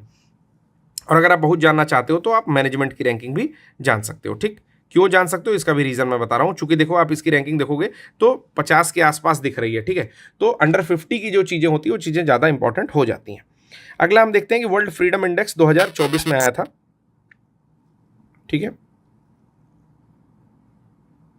ठीक है। तो इसको जारी करता है रिपोर्टर्स विदाउट बॉर्डर, RWB करके मैंने लिखा है। तो released by reporters without borders के द्वारा world freedom press freedom index जारी की जाती है। 159वां जो है नंबर है भारत का, 180 देशों में थोड़ा सा सुधार हुआ है मुझे लगता है, ठीक है, क्योंकि पिछले साल तो रैंकिंग और खराब थी, ठीक। 161वीं रैंकिंग थी। अभी इसको स्कोर कितना मिला है, 31.28 का मिला है, ये पूछा नहीं जाता है, बस जानकारी के लिए बता रहा हूँ कि 159वां नंबर है वर्ल्ड प्रेस फ्रीडम इंडेक्स में। ये चीज़ याद रखनी है, प्रेस फ्रीडम में भारत की स्थिति को अति गंभीर बताया गया है। कितनी जो है फ्रीडम इंडेक्स में टॉप की कंट्रीज है, तो नॉर्वे, डेनमार्क, स्वीडन। हर बार आप यही सब देख रहे होगे कि Iceland, Norway, Denmark, Sweden, Sweden, Norway, Denmark, Germany, ठीक है। तो यही कुछ कंट्री है ही विश्व में जो अच्छा काम कर रही है। तो बस नॉर्वे, डेनमार्क, स्वीडन याद रख लो, NDS से याद कर रख लो कि टॉप वर्ल्ड फ्रीडम इंडेक्स में, प्रेस फ्रीडम इंडेक्स में ये कंट्रीज टॉप की हैं। सबसे नीचे में कौन आता है, तो अफगानिस्तान से कोई खबर बाहर नहीं आती है। अफगानिस्तान में कुछ भी हो जाए, ठीक है, किसी के घर में बम फोड़ दो, कोई खबर बाहर नहीं आएगी, और जो खबर लेके बाहर जाएगा उसके ऊपर बम फोड़ दो, कोई दिक्कत नहीं, ठीक है। तो कोई भी बाहर खबर नहीं आएगी। फिर चाइना में भी सेम यही सीन है, ठीक है। तुम खा रहे हो कुत्ता पकड़ के, उसमें कुत्ते में बम लगा देंगे, बम फूट जाएगा, तो वहाँ से भी खबर बाहर नहीं आएगी। उनका तो अपना इंटरनेट है यार, ठीक है। जैसे गूगल फूगल वो लोग बहुत विश्वास नहीं करते, उनका अपना चाय माई चोंग कोई ऐसा करके इंटरनेट है, वो चलता है। तो छोड़ दो, इन लोग को मत विश्वास करो, बस भारत की रैंकिंग ध्यान रखना है, और भारत की रैंकिंग सुधारना हम लोग का काम है कि 161वें से 159वां आ गया है, धीरे धीरे 100 के अंदर आ जाए, कम से कम कुछ स्थिति जो थू है वर्ल्ड में वो थोड़ी कम हो जाए। चलो सिपरी, अब क्यों जरूरी है ये भी बता दे रहा हूं। देखो, किसी पार्टी, जैसे आजकल का युवा क्या करता है, किसी पार्टी विशेष को प्रमोट करता है, लेकिन मैं कहता हूं कि पार्टी विशेष को मत प्रमोट करिए। आपकी एक विचारधारा होनी चाहिए, वो विचारधारा जिस पार्टी के साथ मैच करे उस पार्टी को प्रमोट कर सकते हो, ठीक। और बेसिकली लोकतंत्र को ध्यान में रख के प्रमोट करना है। अगर जैसे कोई गरीब व्यक्ति है, BPL है, और उसे गेहूं या फ्री राशन की सुविधा नहीं मिल रही है, ठीक है, तो वो क्यों किसी को वोट देगा, उसको प्रमोट मत करो ना, उसे वो सुविधाएं मिलनी चाहिए, फिर उसके लिए अच्छा है। तो इसी तरह सबका पैरामीटर है, तो सबकी एक स्वच्छंद विचारधारा होती है, जिसको जिस चीज़ से फायदा होगा वो उस चीज़ को, इसीलिए तो लोकतंत्र है, इसीलिए चुना जाता है। चलो, सिपरी की रिपोर्ट में आप देख ही लियो कि भारत जो है हथियार का सबसे बड़ा आयातक है पिछले कुछ वर्षों से। कितने वर्षों से, 5 वर्षों से। दूसरे पर है सऊदी अरब, तीसरे पर है कतर। सिपरी ने बताया है, मैंने ये भी बोला था कि इसका जो है हेडक्वार्टर कहाँ है, तो ये भी बता दीजिएगा, नाम में ही है उसके, Stockholm International Peace Research Institute करके नाम है इसका। सर्वाधिक खर्च करने वाले 3 देश, तो जो ये 3 देश हैं वो सबसे ज़्यादा खर्च करते हैं, अमेरिका, चाइना और रशिया अपने डिफेंस पर, रक्षा क्षेत्र पर सबसे ज़्यादा कम करते हैं, खर्च करते हैं। और चौथे नंबर पर आ गया है भारत। तो ये भी चीज़ याद रखिएगा कि भारत अपने डिफेंस सेक्टर पर चौथे नंबर पर वर्ल्ड में सबसे ज़्यादा खर्चा करता है। आयात सबसे ज़्यादा हथियारों का भारत ही कर रहा है वर्तमान में, ठीक है। चलो, 5 कंट्रीज का सैन्य खर्च मिला करके वर्ल्ड वाइड का 61% जो है कवर होता है। इन 5 कंट्रीज को मिला दोगे तो टोटल 916 अरब डॉलर का खर्चा होता है, ठीक है। आगे कह रहा है कि total expenditure on military 2.3% of GDP के खर्चा होती है वर्ल्ड वाइड। चलो, ISA अंतर्राष्ट्रीय सौर गठबंधन, जिसका हेडक्वार्टर गुरुग्राम में है, ठीक है, भारत और फ्रांस की मदद से स्टार्ट हुआ था। जो भी कंट्रीज आपके कर्क रेखा से मकर रेखा के बीच में आती हैं, मतलब जहां पर सूर्य का प्रकाश ज़्यादा मिलता है, उनको इसमें अलायंस बनाया गया था। तो 99वां स्पेन है, ये सीधा पॉइंट पूछेगा, और 100वां पराग्वे है सदस्य देशों में। COP21 में स्थापना हुई थी, COP21 में स्थापना की गई थी। भारत और फ्रांस इसमें अगुआ 2 राष्ट्र थे, जिन्होंने कहा कि चलो एक तरह का सौर ऊर्जा के ऊपर इस तरह की कोई एक एजेंसी या अलायंस आना चाहिए, तो इंटरनेशनल सोलर अलायंस आ गया। ऊर्जा पहुंच सुनिश्चितीकरण और ऊर्जा परिवर्तन को आगे ले जाने का इनका 2 मोटो या ध्येय है। अगला आता है न्यूज़ बुक भी साथ में देखते रहिएगा आप लोग। विश्व लोकतंत्र सूचकांक यानी कि वर्ल्ड डेमोक्रेसी इंडेक्स आता है, इकोनॉमिक इंटेलिजेंस ने इसको लॉन्च किया डेमोक्रेसी इंडेक्स को, ठीक है। तो इसमें 3-4 कैटेगरी बनाई हुई है, जैसे पूर्ण लोकतंत्र अगर 8+ उसकी स्कोर है तो, खमियों वाला लोकतंत्र 6+ स्कोर है तो, हाइब्रिड 4+ है तो, तानाशाही 2+ है। तानाशाही में कौन है? चाइना है और पाकिस्तान है, तो ये दोनों तानाशाही वाली कैटेगरी में आते हैं डेमोक्रेसी इंडेक्स के अंडर में, ठीक है, कि इनका स्कोर मात्र 2+ है। हाइब्रिड में कौन आता है? पराग्वे और न्यू पापुआ गिनी, तो इनको याद रखिएगा, पराग्वे और Papua New Guinea. Papua New Guinea आपको मिलेगा जस्ट ऑस्ट्रेलिया के पास, ठीक है, और पराग्वे आपको मिलेगा साउथ अमेरिका में। तो एक बारी मैप भी साथ में देखिएगा। चलिए, खमियों वाले लोकतंत्र में आता है 41वें नंबर पर भारत, जिसका कम से कम डेमोक्रेसी इंडेक्स में 6+ अभी तक चल रहा है। सबसे बढ़िया पूर्ण लोकतंत्र में आता है नॉर्वे, न्यूजीलैंड, आइसलैंड, ये टॉप 3 कंट्रीज हैं जिनका स्कोर 8+ चल रहा है। तो ये चीजें याद कर लीजिएगा। खमियों वाले लोकतंत्र में आता है भारत 6+ स्कोर के साथ 41वें नंबर पर, ठीक है। स्पीड थोड़ी तेज कर लिया क्योंकि खत्म करना है, लेक्चर 1 घंटा 18 मिनट से ऊपर हो रहा है। प्रधानमंत्री की यूएई और कतर की यात्रा हुई, तो कहाँ हुआ? तो अहलान मोदी के नाम से हुआ यूएई में। प्रवासी भारतीय समुदाय वहां पर आया, हिंदू मंदिर का उद्घाटन किया, 10 महत्वपूर्ण समझौता किया, और डिजिटल पेमेंट के लिए रुपे इंडिया का और ताइवान यूएई का करके एक था, उन दोनों के मध्य में समझौता हुआ। द्विपक्षीय निवेश समझौता भी हुआ कि हम लोग जो है निवेश करेंगे आपके वहां 2030 से पहले $100 अरब का, ठीक। गेल ने ADNOC वहां का एक LNG कंपनी है, उसके साथ समझौता कर लिया LNG के ऊपर, ठीक है। तो लिक्विफाइड नेचुरल गैस या लिक्विड नेचुरल गैस के ऊपर 10 साल का समझौता हुआ गेल और ADNOC कंपनी के बीच में। उसके बाद जो मंदिर वहां पर बना है, इसके बारे में बता रहा हूं कि 108 फुट ऊंचा मंदिर है, नागर शैली में बनाया हुआ है। कहां पर बना है? तो यूएई में बना हुआ है, ठीक। और ये इधर गंगा जी का जल बहता है, इधर यमुना जी का जल बहता है, ठीक है, बीच में मंदिर है, ठीक। तो जल कैसे ले गए यहां से? तो यहां से कंटेनर में भर भर के जल ले गए। तो ये भी पॉइंट एक बहुत इंपॉर्टेंट है। कतर की बात करें, जब कतर का यात्रा हुआ तो शेख अमीम बिन अहमद अल थानी, ये वहाँ के जो भी मुखिया हैं, ठीक है, उन्होंने एक तरह से प्रधानमंत्री का स्वागत किया, उनसे जो है मुलाकात हुई प्रधानमंत्री जी की, ठीक। शेख है वहाँ के। एक पॉइंट और बताना चाहता हूँ कि ये जो मंदिर है ना 108 फुट ऊंचा, वो आपका बोचनवासी श्री अक्षर पुरुषोत्तम स्वामी नारायण संस्था के द्वारा बनाया हुआ है। तो इतनी चीज याद रखिएगा। कभी कभी इसको बैप्स नाम से भी आप देखे होंगे, लास्ट न्यूज में मैंने इसको कवर किया था बैप्स नाम से, ठीक है। चलिए, तो कतर के बारे में बात कर रहे थे हम। कतर के बारे में क्या क्या किया कि 8-9 सैनिकों को जो पकड़ लिया था रिहा किया, और उस बारे में भी बातचीत हुई कि भैया रिहा कर दिया, अच्छी बात है। कहा जा रहा था कि शाहरुख खान का भी उसमें कुछ इन्फ्लुएंस है, लेकिन ये सारी चीज़ें लगाइएगा नहीं एग्जामिनेशन में, ठीक है। तो 8-9 सैनिकों को रिहा हुआ, उस बात पे बातचीत हुई। 27% इंडियन रहते हैं कतर में, तो रिहा काहे नहीं करते? एक तिहाई तो हम ही लोग हैं, चले आएंगे हम लोग वहाँ से। अगला है LNG और LPG का बिगेस्ट जो है ये एक तरह से आपूर्ति करता है। मतलब भारत जो है जितना भी LNG खरीदता है, लिक्विफाइड नेचुरल गैस, ठीक है, उसका 48% अकेले कतर देता है। कितना देता है? 48% कौन देता है? कतर देता है, ठीक है, कतर देता है। फिर माई स्टोरी नाम की एक आत्मकथा है जो कि प्रधानमंत्री मोदी जी खाली समय में अपने लिखते रहते हैं, हालांकि खाली कम रहते हैं लेकिन लिखते रहते हैं। संयुक्त अरब अमीरात के जो राष्ट्रपति हैं शेख मोहम्मद बिन राशिद अल मखदूम ने प्रधानमंत्री नरेंद्र मोदी के साथ दुबई में हुई द्विपक्षीय भेंट के दौरान उन्हें अपनी लिखी किताब माई स्टोरी भेंट की, ठीक है। मतलब उन्होंने भेंट की, तो कतर के जो है उन्होंने लिखा होगा इसको, ठीक है। तो थोड़ा कंफ्यूजन है, शायद यूएई वाले ने लिखा है। एक बारी मैं कंफर्म करके इसको आपको बताता हूँ नेक्स्ट लेक्चर में, ठीक है। माई स्टोरी किसकी बुक थी? वैसे अभी आप ये मानिए कि जो यूएई के राष्ट्रपति हैं शेख मोहम्मद बिन राशिद अल मखदूम, उन्होंने लिखी, ठीक है। फिर भी मैं बताता हूँ, ये भेंट मिली है प्रधानमंत्री नरेंद्र मोदी को। देखते हैं कितना पॉइंट और बच गया है, क्योंकि लेक्चर काफी बड़ा होता जा रहा है। चलिए 2 ही पेज है तो इसको भी कवर कर लेते हैं, इंटरनेशनल आज खत्म हो जाएगा। चलिए, अगला हुआ world government summit. World government summit जो है आई रास्ते समिट में भारत के सड़क परिवहन, ठीक है, सड़क परिवहन और राजमार्ग पर चर्चा हो रही है। मंत्रालय आर्टिफिशियल इंटेलिजेंस पर आधारित योजना बनाएगा और सड़क सुरक्षा के बारे में जागरूकता भी पैदा करेगा। तो वर्ल्ड गवर्नमेंट समिट में, ठीक है, क्या हुआ? आई रास्ते, तो ये चीज याद रखिएगा, ठीक है। अगला हम लोग इसमें टॉपिक देखते हैं कौन सा है। तो ये भी इसी के अंडर में दिया हुआ है चीज़ें, ठीक ना, कि यूएई समिट के दौरान ही दुबई में आयोजित एक वर्ल्ड गवर्नमेंट समिट हुई जिसमें प्रधानमंत्री मोदी हिस्सा लेते हैं और इस दौरान सऊदी अरब जो है भारत से सरकारी सेवा में कृत्रिम बुद्धिमत्ता का उपयोग करने के लिए कृत्रिम बुद्धिमत्ता श्रेणी में गवर्नमेंट टेक पुरस्कार से सम्मानित किया जाता है। और उसी के दौरान जो है सड़क परिवहन और राजमार्ग जो मंत्रालय है वो एआई पर आधारित एक परियोजना जिसका नाम है आई रास्ते, उसके बारे में यहाँ पर चर्चा करता है, उल्लेख करता है, ठीक है। अगला आता है ब्रिक्स समूह में 9 कंट्रीज, बहुत बहुत ज़्यादा इंपॉर्टेंट है, बहुत ज़्यादा, ठीक है। ये भी न्यूज़ जो है आपको देखने को मिल सकती है, जरूर से देखने को मिल सकती है, ठीक। One of the last topics में से ये चल रहा है तो इसको भी ध्यान से देख लीजिएगा। ब्रिक्स समूह में 9 कंट्रीज आ गई हैं। कौन कौन आ गई है? ईरान, इजिप्ट, इथोपिया, यूएई आ गई है और अर्जेंटीना जिसने अप्लाई किया था उसने लेफ्ट कर दिया है, मतलब वो शामिल नहीं हुई। तो याद रखिएगा ईरान, इजिप्ट, इथोपिया और यूएई, इन चारों की कैपिटल जो है आप लोग कमेंट बॉक्स में बताओ, ठीक है। और कम से कम इनमें से 2 की आप लोग करेंसी भी बता दो, ठीक। तो कंट्री में बता दे रहा हूँ, चारों कैपिटल ही कैपिटल में बता दे रहा हूँ, चारों की करेंसी ही बता दो। ईरान की हो जाएगी तेहरान, इजिप्ट की हो जाएगी तुम्हारी काहिरा हो जाती है, कायरो बोलते हैं, इथोपिया की होती है आदिस अबाबा और यूएई की आपकी होती है अबू धाबी, ठीक है। तो कैपिटल बता दिया, करेंसी आप लोग लिख के बता दीजिएगा। अगला है कि रूस के कजान में 2024 में अक्टूबर में प्रस्तावित है, क्या चीज़ प्रस्तावित है?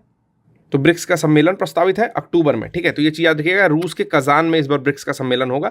तो ये क्वेश्चन तो नहीं पूछेगा खैर, लेकिन चूंकि प्रस्तावित हो चुका है तो ये क्वेश्चन पूछ भी सकता है, ठीक है।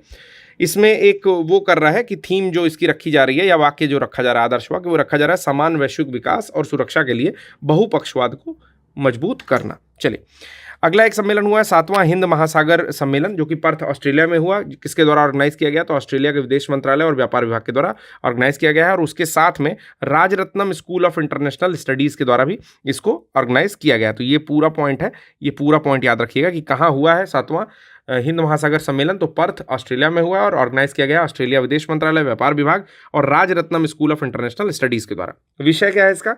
स्थिर और टिकाऊ हिंद महासागर की ओर, ठीक है ना। चलो, मलेरिया मुक्त प्रमाणन जो है WHO दे रहा है कि कौन कौन मलेरिया से मुक्त हो गए हैं। तो मॉरिशस हो गया है, अल्जीरिया हो गया और कार्बी बर्डे हो गया है, ठीक है। आपको बताना है कि कार्बी बर्डे किस कंट्री के अंदर में आता है, ठीक है ना। कार्बी बर्डे खुद एक कंट्री है, तो आपको बताना है कि कैसे पूछूं, कॉन्टिनेंट, ठीक है ना, किस कॉन्टिनेंट में आता है, ठीक है। या कौन सा स्टेट्स है, मतलब स्टेट कई लोगों का मिलन होता है ना, जैसे मान लो कि भारत में बहुत सारे लोग हैं, तो कौन सा स्टेट है, नाम क्या है उसका, ठीक है। कार्बी बर्डे एक्चुअली कहाँ पड़ता है, इसको सर्च जरूर करना, बहुत मजा आएगा। चलो, टोटल 43 कंट्रीज जो है इसमें मलेरिया मुक्त प्रमाणन ले ली हैं। 19वां नायम समिट हुआ है। नायम समिट क्या होता है? तो होता है नॉन अलाइंड जो आपका मूवमेंट था। नॉन अलाइंड मूवमेंट कब हुआ था? शीत युद्ध के दौरान, यानी कि 1960 के दौर में नॉन अलाइंड मूवमेंट हुआ था, जिसमें जवाहरलाल नेहरू, टीटो, ठीक है, और भी बहुत सारे लोग इसमें पार्ट किए थे। तो कहाँ इस बार हुआ है? तो यहाँ हुआ है ये कंपाला में, युगांडा की जो कैपिटल है, ठीक है। विषय क्या है कि साझा वैश्विक समृद्धि के लिए सहयोग को गहरा करना। अध्यक्षता कौन किया है? तो योवेरी मुसेवेनी ने किया है। इन्होंने इसमें कंपाला घोषणा पत्र अपनाया गया है। तो ये भी पूछ सकता है कि कंपाला घोषणा पत्र या कंपाला डिक्लेरेशन किसके लिए अपनाया गया, कहाँ अपनाया गया? तो नाम के समिट में या नैम के समिट में अपनाया गया। तो पूछेगा कौथी नैम समिट हुई, तो आप बताओगे 19वीं। पूछेगा कहाँ हुआ, तो बता दोगे युगांडा की राजधानी कंपाला में हुआ, इसलिए कंपाला घोषणा पत्र को अपनाया गया। किस चीज़ की निंदा की गई? तो इजरायली सैन्य आक्रमण की, जो वो लोग एक तरह का मैसेकर किए हैं, वो मतलब जो मास किलिंग जो किए हैं, ठीक है, उसका जो है एक तरह से निंदा किया गया, ठीक है। भारत की तरफ से एस जयशंकर ने इसमें पार्टिसिपेट किया है। चलिए, आर्थिक घटनाओं की अर्धवार्षिकी का नोट्स भी तैयार है लगभग, इसको सजा दूंगा आज, ठीक है, और आपको ये प्रोवाइड कर दिया जाएगा 2-3 दिन में। तो वीडियो को आप लोगों ने इतना देख ही लिया है तो कम से कम एक बार इसको सब्सक्राइब कर दीजिए, लाइक कर दीजिए, और कमेंटवा जो शुरू में बोले थे वो अभी तक हुआ नहीं है तो उसको करके देखिए, अच्छा लगेगा। धन्यवाद।